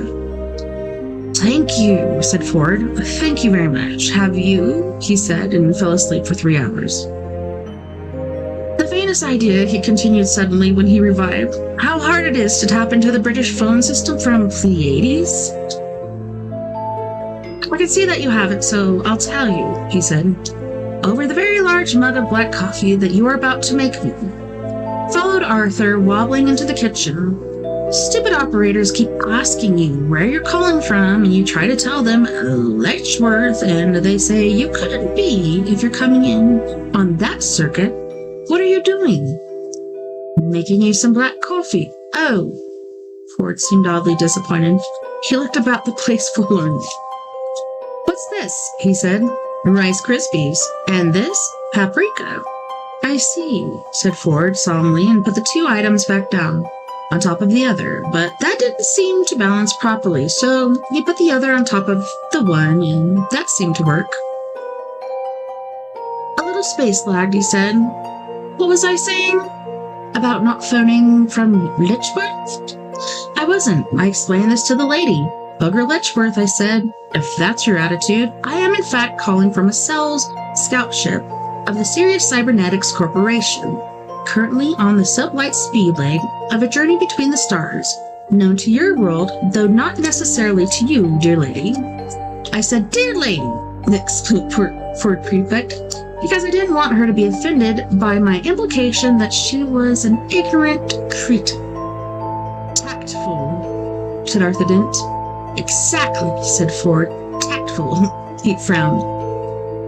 Space lag, he said, is very bad for subclauses. You'll have to assist me again, he continued. By reminding me what I was talking about? Between the stars, said Arthur. Known to your world, though not necessarily to you, dear lady, as... Oh, right. Pleiades. Epsilon and Pleiades Zeta, concluded Ford triumphantly. This conversation lark is quite a gas, isn't it? Have some coffee? Thank you, Nola. And the reason I said why I'm bothering you with it rather than just dialing direct as I could, because we have some pretty sophisticated telecommunications equipment out here in the Pleiades. I can tell you, as that the penny-pinching son of a star beast piloting this son of a star beast starship insists that I call collect. Can you believe that? And could she? I don't know. She had hung up, said Ford, by this time, so what do you suppose? He asked fiercely. I did next. I've no idea, fool, said Arthur. Pity, said Ford. I was hoping you could remind me. I really hate those guys, you know. They really are the creeps of the cosmos, buzzing around the celestial infinite with their junky little machines that never work properly or, when they do, perform functions that no sane man would require them, and, he added savagely, go deep to tell you when they've done it. This was perfectly true and a very respectable view widely held by the right-thinking people who are largely recognizable as being right-thinking people by the mere fact that they hold this view. The Hitchhiker's Guide to the Galaxy, in a moment of reasoned lucidity, which is almost unique among its current tally of 5,973,509 pages, says of the Sirius Cybernetics Corporation products that it is very easy to be blinded to the essential uselessness of them by the sense of achievement you get from getting them to work at all. In other words, and this is the rock-solid principle on which the whole of the corporation's galaxy-wide success is founded, their fundamental design flaws are completely hidden by their superficial design flaws. What's up, boys? Just sitting here. Mm. Hello. This is Floyd. Floyd had his birthday this weekend, and he's got several birthday parties. Put your legs down. Several? Yeah. You had your birthday, then you had your birthday party today, then you have your birthday party next week. Oh, yeah. Yeah. Did you shower? Yeah. Alright. Do you have any homework? No. You sure? Yeah. I don't know about that. Right. Oh. This was perfectly true and very respectable view widely held by the right-thinking people who are largely recognizable. Let's see. And this guy, Renard Ford, was on a drive to sell more of them. His 5-year mission to seek out and explore strange new worlds and sell advanced music substitute systems to their restaurants, elevators, and wine bars. Or if they didn't have restaurants, elevators, and wine bars yet, to artificially accelerate their civilization growth until their bloody well did have. Where's that coffee? What are you waiting me about? I was trying to catch up on where you were. I threw it away. Make some more. I have now remembered what I did next. I saved civilization as we know. I knew it was something like that. He stumbled, love you too, boy. He stumbled determinedly back into the sitting room, where he seemed to carry on talking to himself, tripping over the furniture and making beep-beep noises. A couple of minutes later, wearing his very placid face, Arthur followed. Ford looked stunned. Where have you been? He demanded. Making some coffee, said Arthur, still wearing his very placid face. He had long ago realized that the only way of being in Ford's company successfully was to keep a large stock of very placid faces and wear them at all times. You missed the best bit, raged Ford. You missed the bit where I jumped the guy. Now, he said, I shall have to jump him all over again. He hurled himself recklessly at the chair and broke it. It was better, he said sullenly, last time, and waved vaguely in the direction of another broken chair, which he had already got trussed up on the dining table. I said Arthur, casting a placid eye over the trussed-up wreckage. And, what are all the ice cubes for? What? Screamed Ford. What? You missed that bit too? That's the suspended animation facility. I put the guy in the suspended animation facility. Well, I had to, didn't I? So it would seem, said Arthur in his placid voice. Don't touch that, yelled Ford. Arthur, who was about to replace the phone, which was for some mysterious reason lying on the table off the hook, paused placidly. Okay, said Ford, calming down. Listen to it. Arthur put the phone to his ear. It's the speaking clock, he said. Beep, beep, beep, said Ford. Beep, beep, beep. I see, said Arthur, with every ounce of placidness he could muster. Beep, beep, beep, said Ford, is exactly what is being heard all over that guy's ship while he sleeps, in the eyes going slowly round a little-known moon of Sesfros Magna, the London-speaking clock. I see, said Arthur again, and decided that now was the time to ask the big one. Why? He said acidly. With a bit of luck, said Ford, the phone bill will bankrupt the buggers. He threw himself sweating onto the sofa. Anyway, he said, dramatic arrival, don't you think? Well, on that note, boys and girls, we are going to go to our second music break.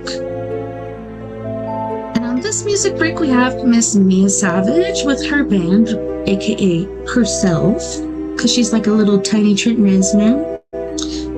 She's going to be singing Not a Phase, The Bottom Line, Singing to Your Grave, and Bury Me in Heaven. You guys don't go anywhere. We'll be right back after this music break.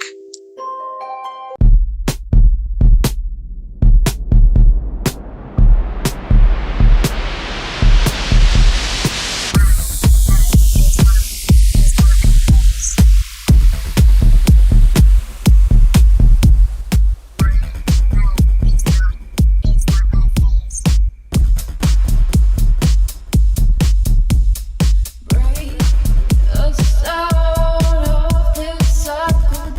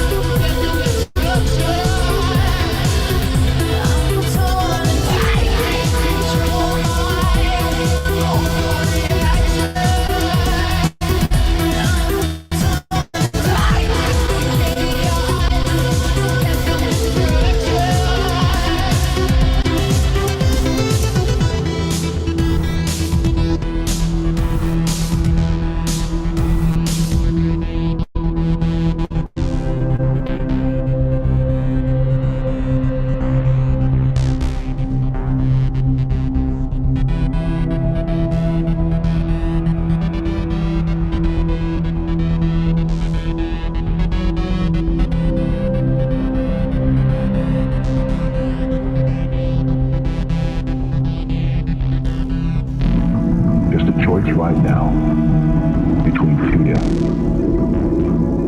and love.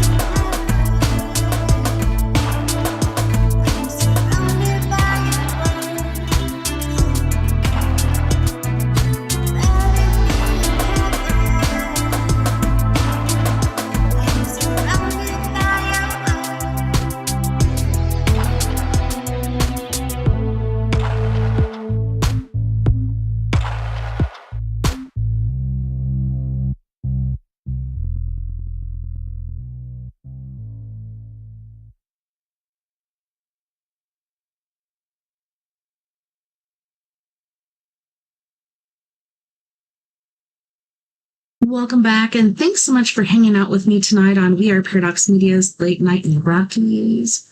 We were reading from Douglas Adams. So long, and thanks for all the fish. I was wondering what that was about all along, and it was the dolphins saying goodbye and going wherever the heck they went. But yeah, I was looking, we just have a little tiny portion, and yeah, I think 4 short little chapters, so I'm going to have to check out Mostly Harmless for this next week. But yeah, I love Douglas Adams, and I was looking into him, and I guess he passed away in the early 2000s, so rest in peace, feller. But we're going to get on with it. The first one we're going to look at is a video about a triangle UFO that's shown up again. I don't know if you guys saw the videos before, where it was like a bunch of triangle UFOs attacking I figured out how to a fly sea a ship. drone. Good job, son. You want to see real quick? No, I'll just fly in that one. no, I'll see after. Okay.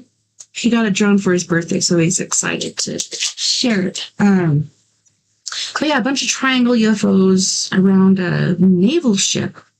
And then there was one above, I believe it was the Pentagon or something like that. And it's something to do with the Catholics. I can't remember what that place is called.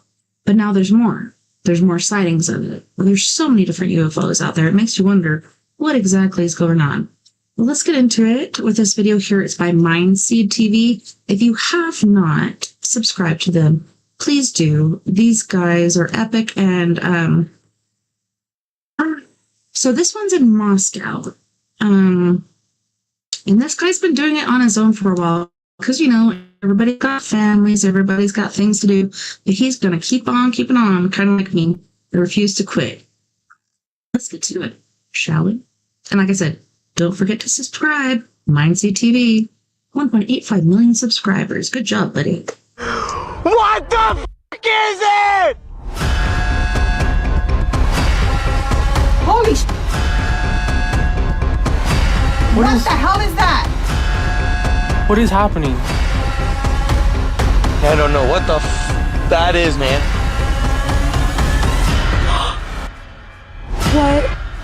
What?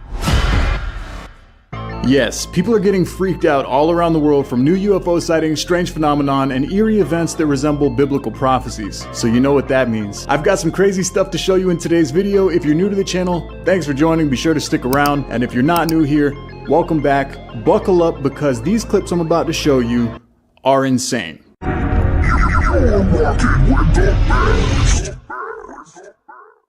Lately, people have been seeing more and more strange sightings in the sky than ever. A few months ago, multiple people in Iran witnessed and captured a strange green UFO flying over different parts of their city. And just recently, last week, a new video emerged from Chennai, India. Take a look.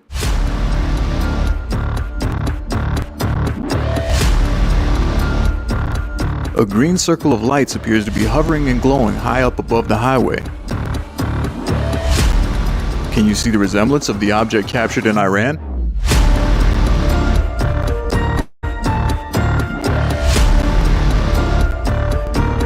Do you believe this is the same type of aircraft? But what could it be? Looks like it. Some sort of new government drone? Or could this possibly be a visitor not of this world? I'd love to hear your theory on this one, so make sure you let me know down below. A video recently emerged online that was filmed a while back but left everyone who witnessed it confused as to what they saw. During sunset in a boat marina, a strange object comes hovering by, leaving onlookers excited and amazed. Take a look. Dude, you got it on cam? Yeah. UFO sighting. Zoom Over the in. Atlantic? Or over the... This is a UFO Pacific. over the Pacific Ocean. I like how Right his above friend those just gets in the buildings frame. One guy is watching Good it through job, buddy. binoculars and his friend is filming the strange object on camera. It's green! It's green! It's coming right over us, That's a man. good It's gotta color. be a heli. Green is safe. At first, while the object is far away, they think it might be a helicopter, until it gets It's close green. enough for everyone to You get can a see good it all the look way at from it. there. Can you focus in on that? Barely. Dude, it's like green or something. Oh my god, that's not a fucking... Holy shnikes. It's not a helicopter, Davo. Dude, what the f*** That is is not a that? helicopter, man.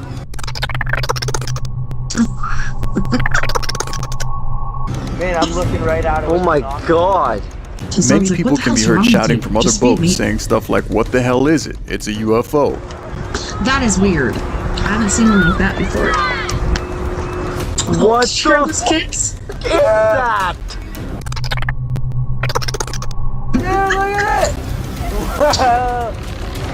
Oh my god. It's so close! What the? What the? What the f*** is it?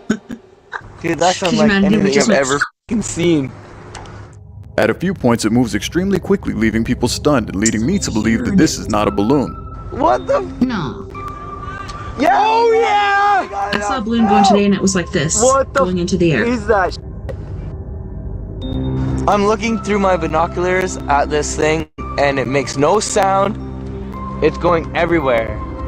It's silent, man. It's And it's silent. It flew silent. by us at Mach speed. Dude, what the f?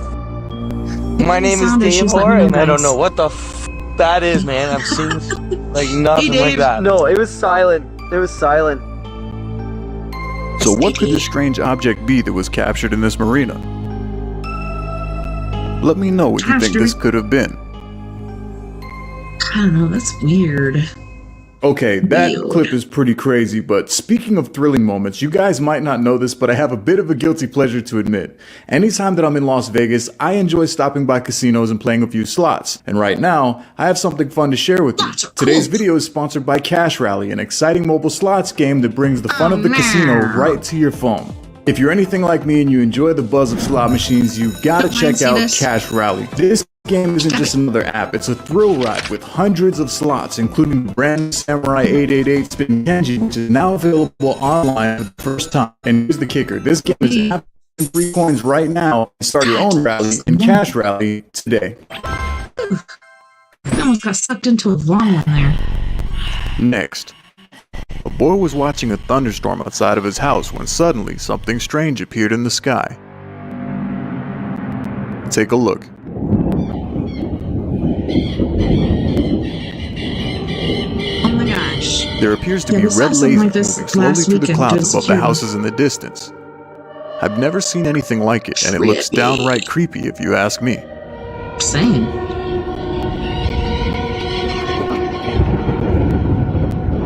Okay, wait, this is definitely Skynet. You ever see the movie Terminator? I mean, Oh, except shit. this is real. At least I think it is. But what would be the reason for this? Is this some sort of government scanning technology? And if so, what are they It's scanning for? freaking weird, dude. If you have any idea, be sure to let me know what you think is actually going on here in the comments below. I don't know, man. That's creepy. Videos recently started emerging online within the 7 last few weeks from suns. China, where many people were 2, captivated by a 4, very strange 7. sighting. Take a That's look. a lot. A strange event took place where the Wow. sun appeared to multiply in the sky. If you look closely, 7 suns can be counted. This led to many people referring to passages from the Bible regarding the end of time. And you would think, like, if this was a lens flare or something, the clouds would be repeating themselves too, but they're not. Just had to mention that as a photographer. Lens flare for sun, but not clouds, does not make sense. Times. Luke 21:25 reads, "And there shall be signs in the sun." And while it may be frightening to some, others claim the appearance of 7 suns in the sky in China was actually an optical illusion caused by light refraction through the glass of a hospital window. I just had a realization. Some comments online argue that this theory doesn't make sense. If that were the case, why wouldn't people see this all the time? Also, if it was a particular hospital window, why are there several videos from different angles of the same thing? Nonetheless, it would definitely be off-putting to say the least to look outside and see 7 suns in the sky.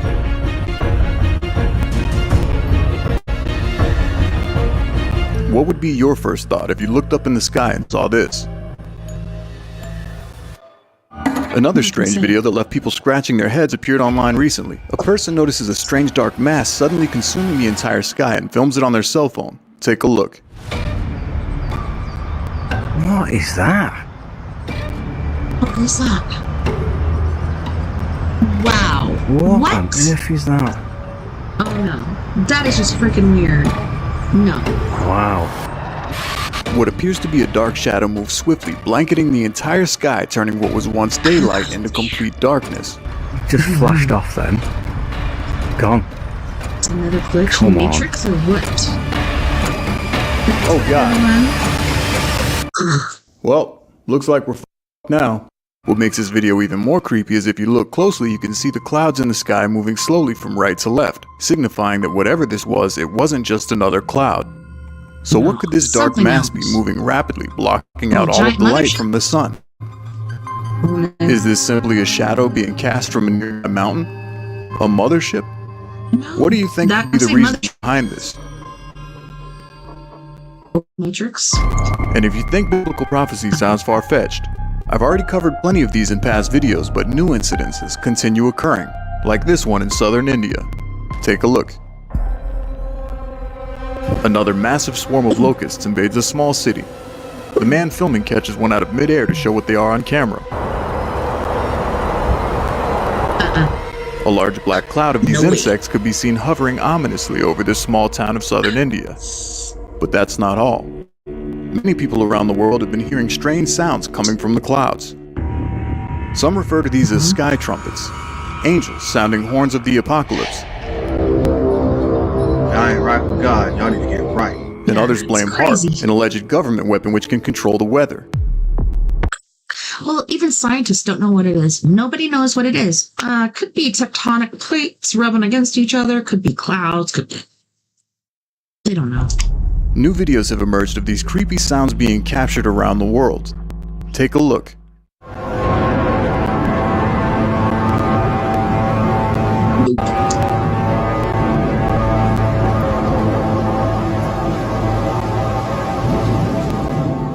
A long, ominous horn-like sound can be heard coming from within the storm. The boy filming the sound goes to the other side of his house to show the viewers that the sound is definitely coming from outside. Hey Dad, did you hear that crazy noise outside? Boy, shut up with that bullshit. I told you the game is on. Yes.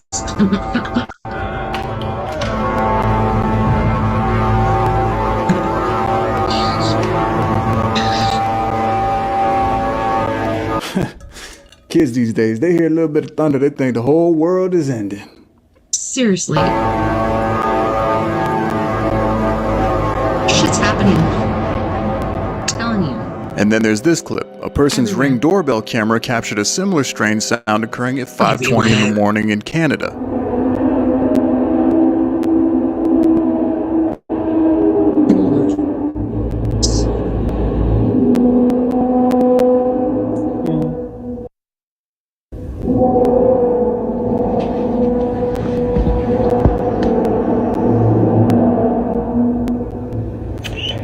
What would you think, Adrian?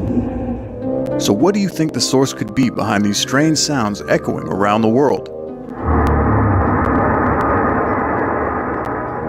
Is this a sign of the end of days? Secret government weapons? Or something different entirely? Let me know your thoughts in the comments below. Next, a couple is sitting outside on their porch at night when they happening in notice so a many strange different set of places. lights in the sky and begin to film. They capture Hard to this. say. From here, looks like a triangle. It is a triangle with a red light in the middle. 3 bright lights in a triangular formation with And I don't know if you guys heard, but the very last day that we did a security for the Ignacio Fair, Southern Ignacio Fair, UFOs all over the sky. When you thought they were gone, there's more coming. They're everywhere. the It's red insane. light glowing in the center. And I'm not the one that saw it. Wow, that's a weird looking crap. It is. That's unusual. That is weird. It silently hovers above, moving slowly in the night sky. Now this is where you need to zoom in. God damn it, Marsha, every time telling me to zoom, hit this button, hit that button. Now Marsha, This is Marsha, where- Marsha. you need to zoom in. And as he does, it's apparent that these are not 3 separate objects, but one larger object as a black outline can vaguely be seen connecting the lights. Guys, That look at that. is Big old dark one. amazing. Captivated and confused by the sight, the couple quickly uploaded the video, hoping the online community could offer some insights for similar experiences. What do you think this could be? Is it simply an unidentified aerial phenomenon, a secret aircraft, or something more otherworldly? Share your thoughts in the comments below, and if you've captured anything similar, send your videos over to anotherstrangevideo@gmail.com. That way we can put it in front of the world and explore it together. I haven't seen lights on it, so I'm not sure. Just recently in Southern California, many videos emerged of people witnessing some very strange lights in the sky. Here's a few clips. It's almost time to bed. A row of lights, which appear to be part of one large aircraft, can be seen moving slowly through the night sky. It's coming towards us. Pay close attention to the pattern of these lights. Most are white, but blue and red can be seen flashing along the outside. Here's another sighting on that same night from a different neighborhood. He has to go to bed, so he had to show me his. Ma, you see this? No. Holy sh! What the hell is that? Yeah. What is happening? What is that? What is that? Slaves to the grind. And then this. Good job, boy. Now we gotta learn to fly mine. What? Heck yeah. Why is my phone posting? What is happening right now? Yeah, A we're girl on a slaves to the boat grind. dock We need to films get the back lights to the appearing bar to system. dive down towards the water. Many people online commented that these were just drones from a drone show that was taking place in Hawaii on that date. Yeah. Here's a few clips that were captured from the drone show in Hawaii. Watch closely. Yeah. It looks like a bunch of motherships, but not as big. The one I saw was like this. But how does that make And then it sense? flew over us, we couldn't Hawaii see is it. And it wasn't square. It was in 2,397 a miles line. away from Look at this. California. And while the lights look somewhat similar, the ones captured in California appeared to be a singular row of lights. I'm telling you. So Single if it row. wasn't drones from a Not square, drone show in single Hawaii, row. what did these people capture in California? Like this. Do you think these were just regular drones taking a night spin? No. Or do you think these people might have witnessed something extraterrestrial flying around the state? Let me know what you think down below. There it goes back into the sea. And if that's not weird enough, multiple people around the world have been witnessing these strange lights in the sky moving in large groups, in some cases by more than the hundreds. New sightings have been Ours recently wasn't that captured. bad the other night, but Take a look. it was everywhere, all over the sky. And then move this way, and then you look over here, there's more. Hundreds of these Freaking small weird. lights can be seen illuminating high up in the sky, blinking on and off. Some people in the comments section argue that these are just birds migrating at night, but the people who witnessed it in person said that there were definitely lights illuminating from high up in the clouds. That's so trippy. Yes, it is. Here's another occurrence of the same event. Oh my god, I got goosebumps. Papa! Come here, hurry! What is that? What is that? Hold on. Shell phobia. What the hell did you just say? Boy, you just my God wait used till to do these that to me. UFOs are gone. Teach you some goddamn manners. Hurry! I don't do that no more. What is that? Fireplace? Especially as much as they're showing up. Why? What's happening? That is something that... Texas girl? That is crazy. Keep looking up. Texas girl. So what do you 'cause think could be the cause of This this? is happening everywhere. Is this some It sort of is strange fleet of insane. UFOs? It's really Natural happening. We're phenomenon? not crazy. Or would you chalk it up to a flock of birds migrating at night? Fuck Let me know no. your thoughts down below. In this next clip, a man sees a strange object slowly floating down from the sky while standing in his backyard. He begins to film and he captures this. Is that another one of those like squid octopi things or what? What is it? Oh my god. If you look closely, the object appears to have some sort of smoke coming out of it as it descends. Kind of looks like one of those What is angel that thing? ones, but a little different. It's got something hanging on the bottom. What the hell Thanks, is that Texas thing? girl. I hope we get to talk later. At one point, his For neighbor real. yells, "What is that?" And nobody has a clue as to what they're looking at.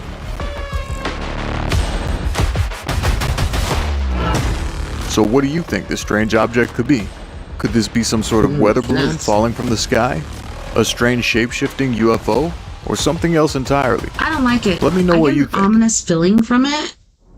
I don't know what what you guys think. Another but really I get a strange bad sighting feeling has from been that going one. viral on social media, as many people claim to have captured something massive hovering in the sky in different parts of the world. Take a This is the look. one. Super crazy. Almost like a mothership, but not. It's darker. It doesn't have lights. Only refraction of A light giant can you see it. pyramid-shaped object can be seen hovering among the clouds. This was filmed recently in Russia. Over Moscow.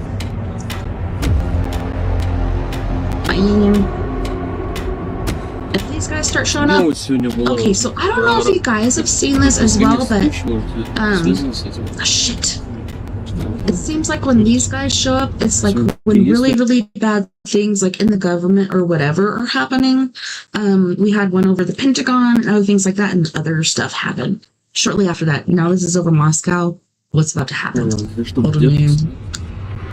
It really freaks me out. Wow. There was even a news report on the alleged object hovering above the city.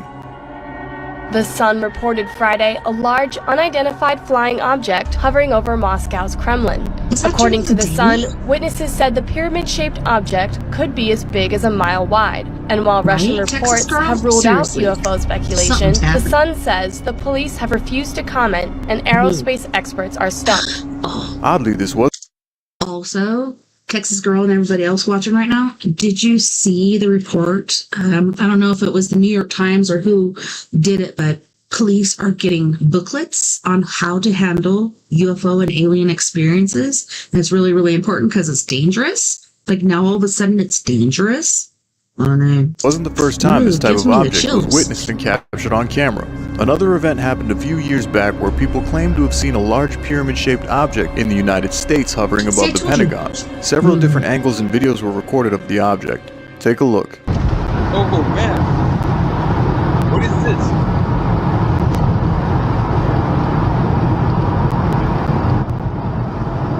This is a fucking alien invasion. This one's dimmer than the one I saw. Dim sum? As they get closer, like, it's like, got this fluorescent sort of green thing going on, but no lights. Honey? Wow. This is not as clear as the one I saw before. Of the same thing. It was so clear. So what do you guys think? Is this some fancy CGI? A hologram being projected by Project Bluebeam? Or something possibly from beyond our realm? See that one? Night vision. I'd love to know if you call BS on this or if you think this is actually something that people captured. Let me know your thoughts in the comments down below. Yeah, shit is actually happening. That's what I gotta say. In this next video, a couple of men were deep-sea fishing on a boat when they noticed these strange lights suddenly begin to appear in the distance. Take a look. So when me and my sister went on the cruise to Mexico, there's a couple places we couldn't go because of gang violence, but wow, what is that place? Cabo San Lucas. So we went there and we got off and we wanted to go to the frog place where Sammy Hagar is, but it was closed for some apparent reason. Maybe they opened later. But we went and I think we four-wheeled and did different things like that. It was freaking awesome. Came back, did some shopping, but as we were leaving, there's this little island portion, or maybe it's a peninsula, but it looked like an island. I'm not sure. UFO flying around. And then I saw this orb going back and forth, like trying to get away from the helicopter, which isn't hard. Helicopters aren't fast, but they knew something was going on. They were watching it. They're being surrounded by friggin' UFOs. Holy crap. Our Coast Guard. No. I would be losing my ish right now. 1, 2, 3, 4, 5, 6, 7, 8, 9, 10, 11, 12, 13. Lights we see there. Stuff. The man counts out how many lights he can see in the distance. They've been coming on. They were 7 lights. They're keeping pace with us. At one point, he states that the objects appear to be keeping up with their boat. Confused as to whether these are UFOs or possible government aircrafts, the men are left bewildered. So what do you think these were? Could these have been Coast Guard helicopters? Or something more of a supernatural force coming to pay a visit? No, they're not. They're being surrounded by friggin' UFOs. Our Coast Guard. Following offenders 1, 2, 3, 4, 5, 6, 7, 8, 9, 10, 11, 12, 13. Lights And we little see clubs there. and stuff. They've been coming on, they work 7 lights. They're keeping pace with us. Alright, so at this part of the video, I usually break down what my top 3 favorites from this episode were, but I have something a little bit different for you guys this time. I'm going to show you 3 clips that didn't actually make this episode, so this is all stuff that wasn't in this compilation video, but I feel like they're noteworthy. They're very strange. I'm going to go over them right now with you and just let you take a look, because I found these strange enough. I would like to know your guys' thoughts on these clips. So the first one we're going to look at is glowing triangle in the daylight. So this guy's recording this triangle he sees up in the sky during the daytime, and it's literally like this glowing light that's shaped like a triangle.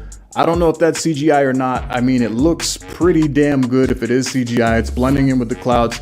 I believe that it's actually possible. I've seen things in the sky before. I know that anything is really possible. So whatever this guy's recording, it looks really weird. And then at one point, it actually zips like really quick. If you look at the screen here, you'll see that it just like zips from one spot to another. And it's almost like rotating slowly as it flies around in the clouds. I really don't know what that could be. I know that's not a drone for sure. For those of you that are going to say, oh, it's a drone. No, that's not a drone. Drones don't look like that. So let me know what you think. Do you think this is CGI? Or do you think that this guy actually captured some weird triangular UFO light being zipping around up in the clouds? And the next one is really, really weird. Somebody uploaded this video a few years back. I found this on Reddit. They didn't know what it was. I'm gonna let you guys see it right now. It's this weird like object. It's this, I don't even know how to describe it. It's like a ball with limbs on it. I really can't tell if like one of these is a thruster. It looks like a head bobbing up and down or something. I don't really know. The video is just completely silent. What do you think it could be?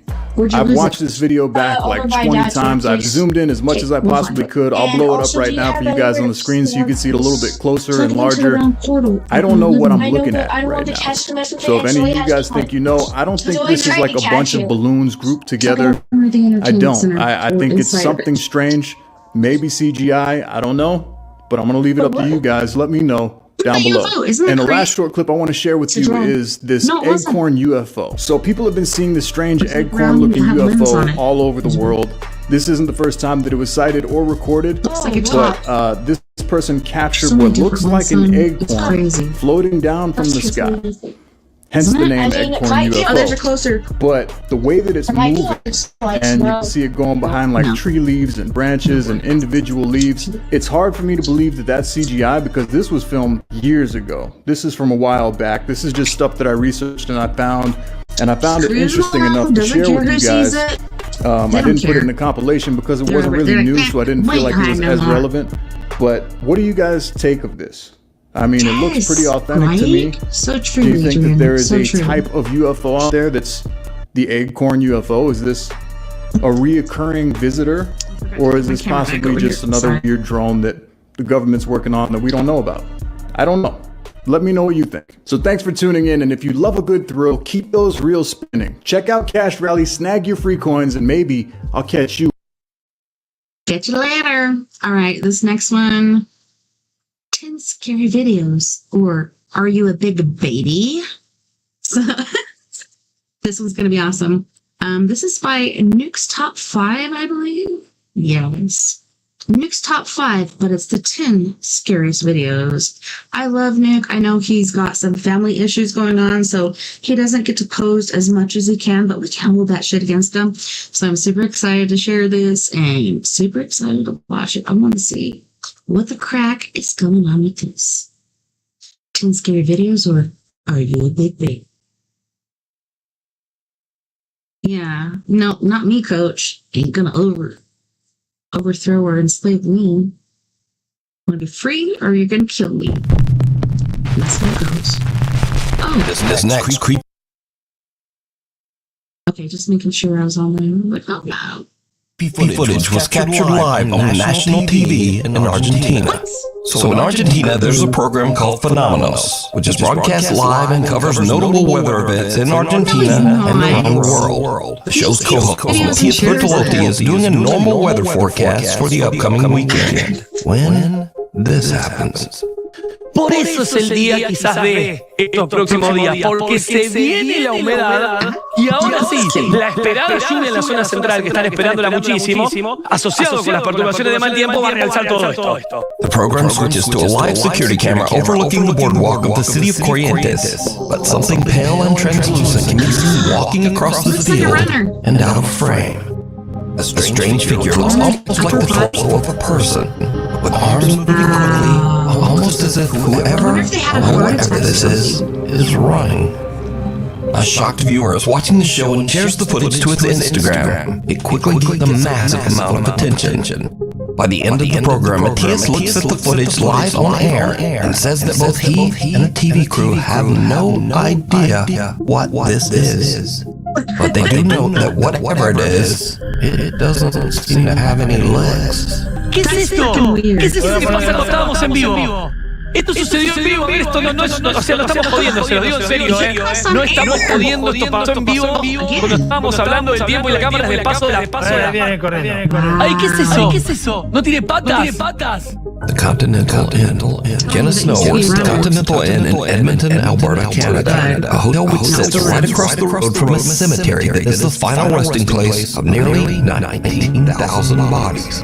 With a location like that, it's no wonder that the hotel has built up quite a bit of a reputation for being haunted. Now Jenna is working the front desk at 5 in the morning when she and one of her co-workers, Tim, spot something very odd on the lobby security camera. It says it's not the hotel that's haunted, it's the graveyard. So this service road here where Danny and I used to park, that's the old Stony Plain Road.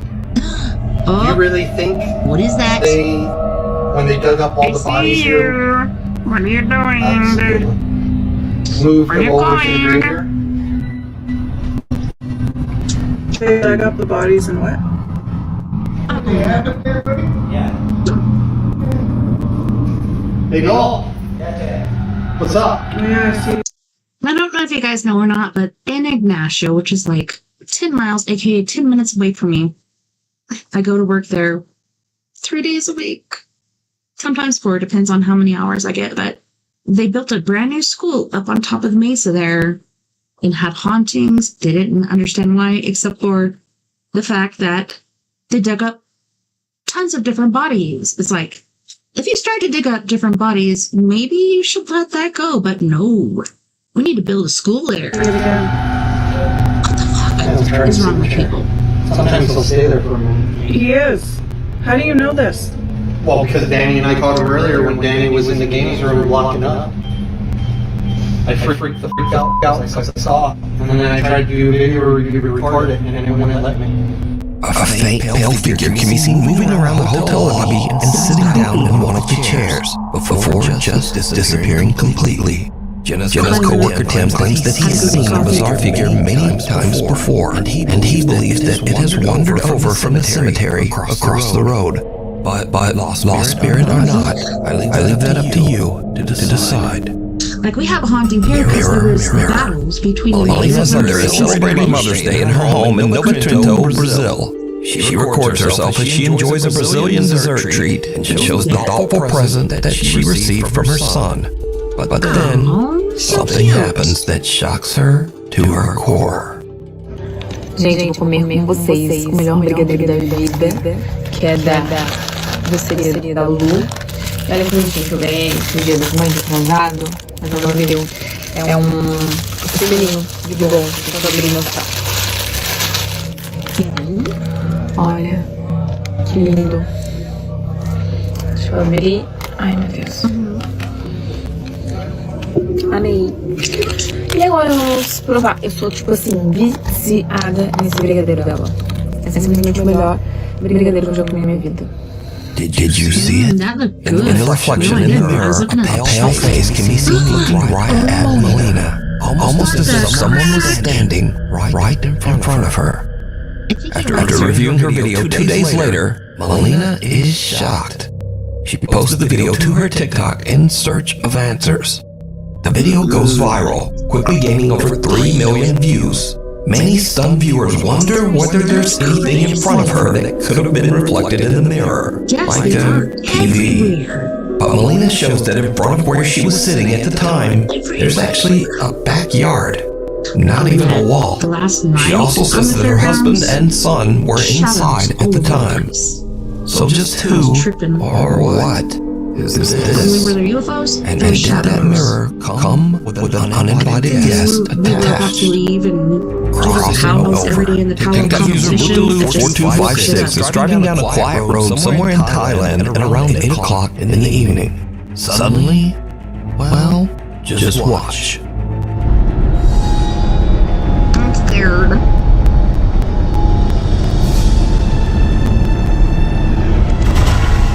Oh shit. What was that? A woman wearing a white dress appears out of nowhere, forcing the panicked driver to swerve around her. When brightening and slowing down the footage, things get even weirder. The eerie apparition seems to only partially appear, and then it just disappears altogether. So could this driver have captured evidence of the paranormal on his dash cam? You decide. Apartment tour gone wrong. A realtor from Ladson, South Carolina is giving a tour of a brand new luxury apartment to an interested couple. Then it goes terribly wrong.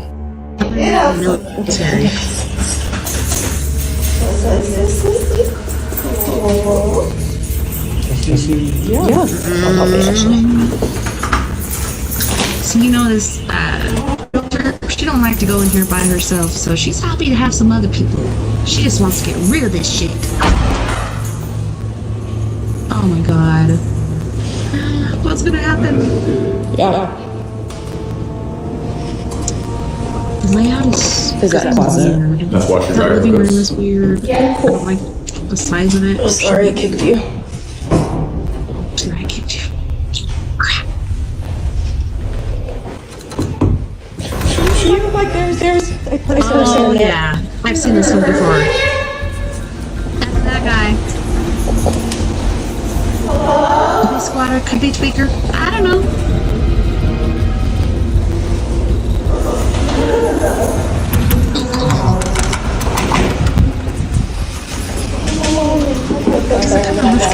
The woman touring the apartment heads alone into the back bedroom and checks out the closet.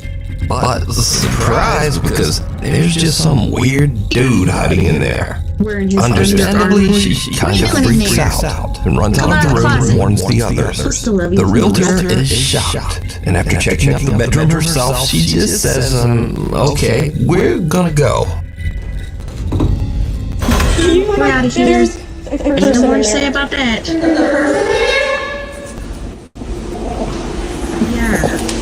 He could be squatting to get like trying to split the popper and stuff. Who knows what the heck this guy is doing? Could you imagine? Now, it bears repeating that these are brand new luxury apartments in a guarded community. So it seems odd that a squatter could even that's get what in I'm there. saying. But See, that's why I what got would you the do best if you job were touring an ever apartment when we and were the watching guy just popped out of the closet? Apartments behind Home Depot. We need here in scary Durango. videos, so if you see Because something scary that you stickers think would be come perfect through for the top 5, send it to Because me when at you're in newstop5@gmail.com of construction, while you're sleeping. tweakers It's come 3 in the to morning try in to Erie, get your shit, 'cause it's a Pennsylvania, lot and Jorge easier Cruz and his when you're family putting are it all together fast asleep and in coming bed. later, So you know? suddenly their bedroom door slams shut. Now Jorge is woken up by the sound, but doesn't think much of it and goes back to sleep. But the next day, he begins to wonder what could have caused the door to slam. He checks their baby monitor footage, and what he finds makes his blood run cold. Wax. Sorry, that was the last video.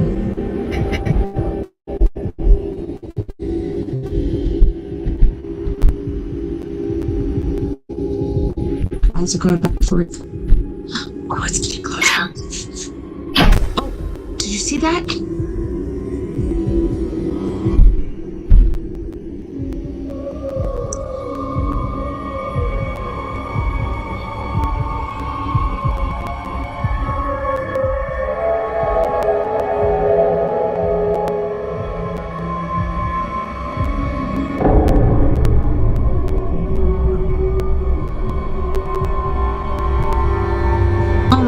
gosh, no.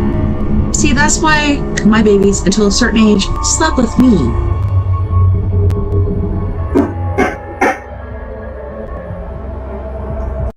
So SARS and different things that happen, like where the baby stops breathing, etc., etc. Getting up in the middle of the night to feed them, getting up to change their diaper, just keep the baby next to you. If they stop breathing, they'll feel you breathing, and they'll start breathing again. If they shit themselves or piss themselves, you can change them quickly. If they need to eat, just stick a tip in their mouth. No, I've never had a crib for my kids. Never. Ever. Loud banging can be heard before the bedroom door slams shut, and a dark shadow-like figure can be seen creeping up the bottom of the baby's crib, seemingly watching the child sleep. The darkness seems to reach over toward the child, even moving around the stuffed animal. Then, it simply disappears into thin air. Jorge says that he feels grandma or something? lightly dark presence in his home. So did the family capture a paranormal entity on camera? Let me know what you think. It's creepy. Sick of blue. A woman and her dog are seriously freaked out when they notice a chair mysteriously rocking back and forth on her back patio. Look, you guys, it rocks, but then it stops on its own when I come outside. Let's see if I can get it on camera. There's like no wind. You see how that dog's like walking around suspicious? I know, Blue, someone's there, huh? I know why it does that. It does it every time because this is their time. I can't believe I caught it on camera. Sick of Blue. Creepy, right? Katie, I guess they do have a ghost, bitch. Oh my goodness. I'm shutting the door. Little Shih Tzu puppy Blue anxiously barks and growls at the chair as it continues to rock back and forth, all alone. Unfortunately, the original source of this video was lost through the internet, almost like it was erased entirely. But many curious viewers of the video believe Blue can see or sense something that we can't. The viewers wonder whether the chair belonged to someone who might have passed away. But without a source, whatever happens next but maybe remains they a bought mystery.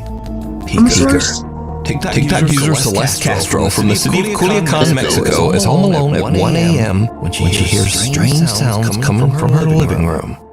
Good night, speaker peeps.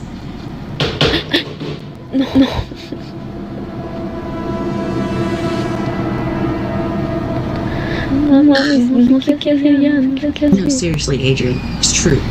There is. What the frack was that?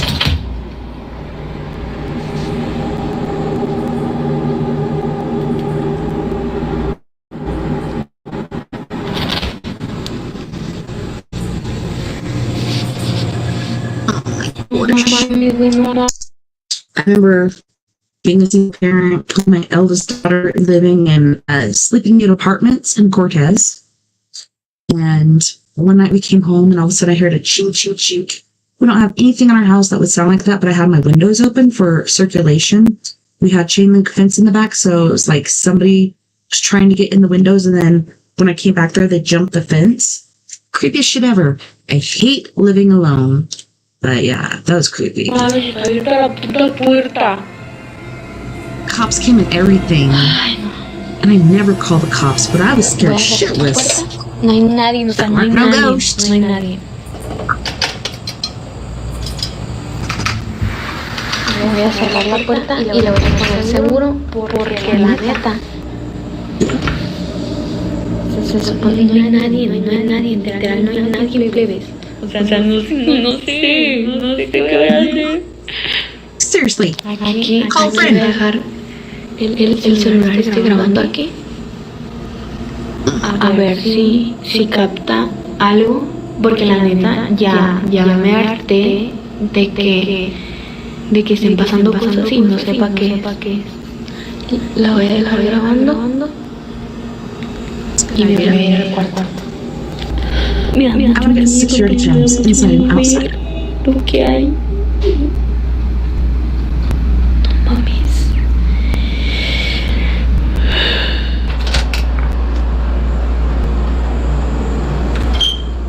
I want to peek around the corner, I can't.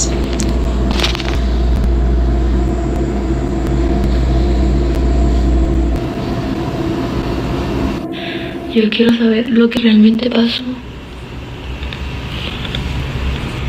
What really happened? No mames, no mames, no mames. What was it? No mames, no mames. No mames, a ver.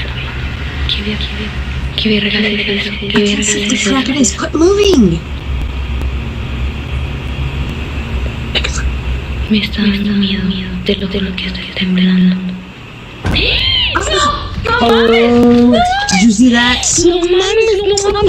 Celeste gets the scare of a lifetime when she sees something peek out from behind her kitchen refrigerator. That's about enough, and she just gets out of there. She spent the rest of the night at her cousin's house. To this day, Celeste claims that she has no idea what she captured on her phone that night. She says that nothing weird or out of the ordinary has happened at her house since then. But is it real? Or is it all just an elaborate hoax? F that, dude. You decide. I'd be moving. A house with horrible history. Number Reddit user Octopus Funeral has been experiencing terrifying paranormal activity in his home in Philadelphia, Pennsylvania. So the backstory on his house is nearly 100 years ago, in 1925, a man suffered an extreme nervous breakdown and brutally ended the lives of his 2 young daughters before ending his own life. I don't get this. And it Now, happens still almost a today. century later, Reddit user Octopus Funeral says he used to be a skeptic, but that all changed when he moved into this house. He says that strange unexplained events begin to haunt his family. He says the paranormal encounters became more extreme and aggressive with every passing day in the house. One day, he's in the basement doing laundry, and he feels that something is just wait a minute. There's a guy doing laundry or any sort of chore. Like, what? Good on you, buddy. But what? I don't know. To me, this is unreal. kind of off. He takes out his Unless it's his phone own. and starts to record. What happens next is downright creepy. Like I was saying earlier, most of the stuff does happen down here. And you can't leave. Oh, this is old beer cans.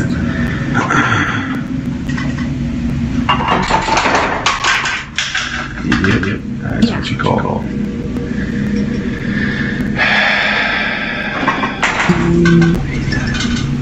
Can you just run over there really quick so we can see? What, here you go, the door now. Blow my nose. Yeah, like that. It's creepy. Oh, yeah. That door always swings wide open and stays open. It doesn't ever close to stay like that. Oh, there you go. Go. They're just really dirty. That was cute. Oh, I wonder if it's cute. Reddit user Octopus Funeral says that the paranormal activity in the house freaked him out so much that he and his family eventually just moved out back in 2017. He says that since then he didn't even want to think about that house. But only recently he decided to transfer this video from his old phone to share with the paranormal community on When you're Reddit. done with shit, it takes a while. So is I have this so old much house in stuff I need to Philadelphia share. haunted by the tragic spirits who lost their lives there? You decide. Paranormal affects you in more ways than being scared TikTok and user seeing. Havelista says he made the terrible mistake of fooling around with a Ouija board at his home in Germany. No! And of course, Don't do it! it did not go well. Leute, ich schwöre euch bei Gott, diese Tür von dieser Urne, die ist eben einfach aufgegangen. Ich wollte mich gerade schlafen legen, auf einmal ist die aufgegangen. Die ganzen Tage ist die nicht aufgegangen und jetzt gerade hat die sich einfach geöffnet, Digga.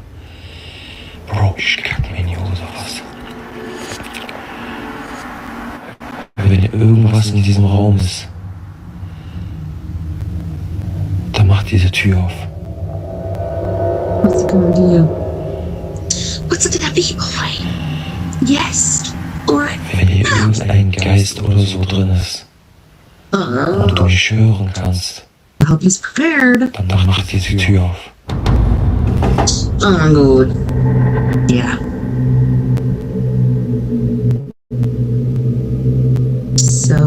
weird. What's in there? I want to know.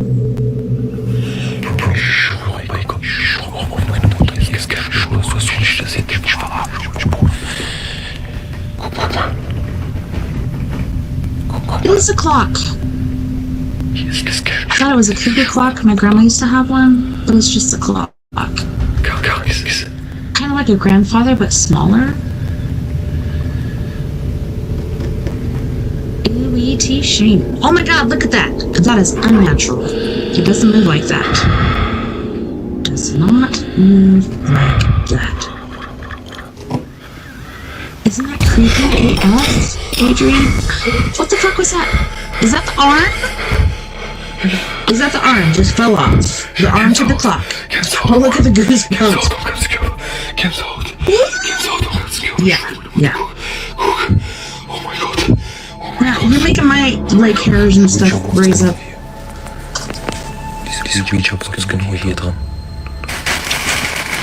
So yes, a lot of people believe Ouija is just a game. And that's what they want you to think. Oh, it's just a part of the game. Play with it. Play with your friends. Share it with everyone. Don't touch that shit. Ever.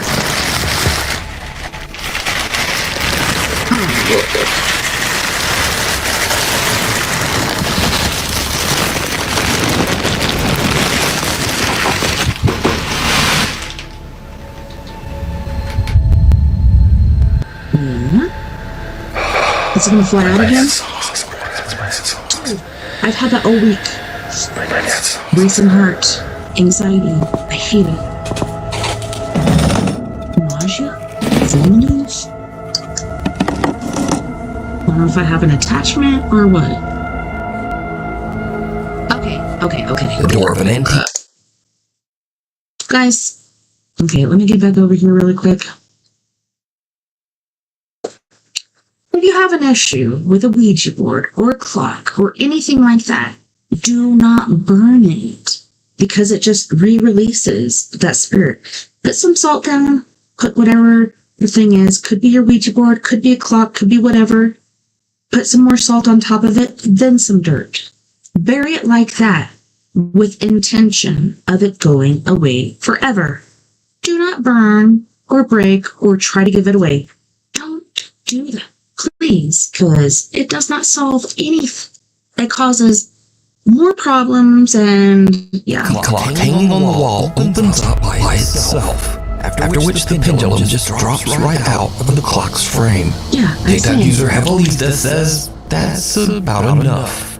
And the very next day, he burns both the clock and the Ouija board.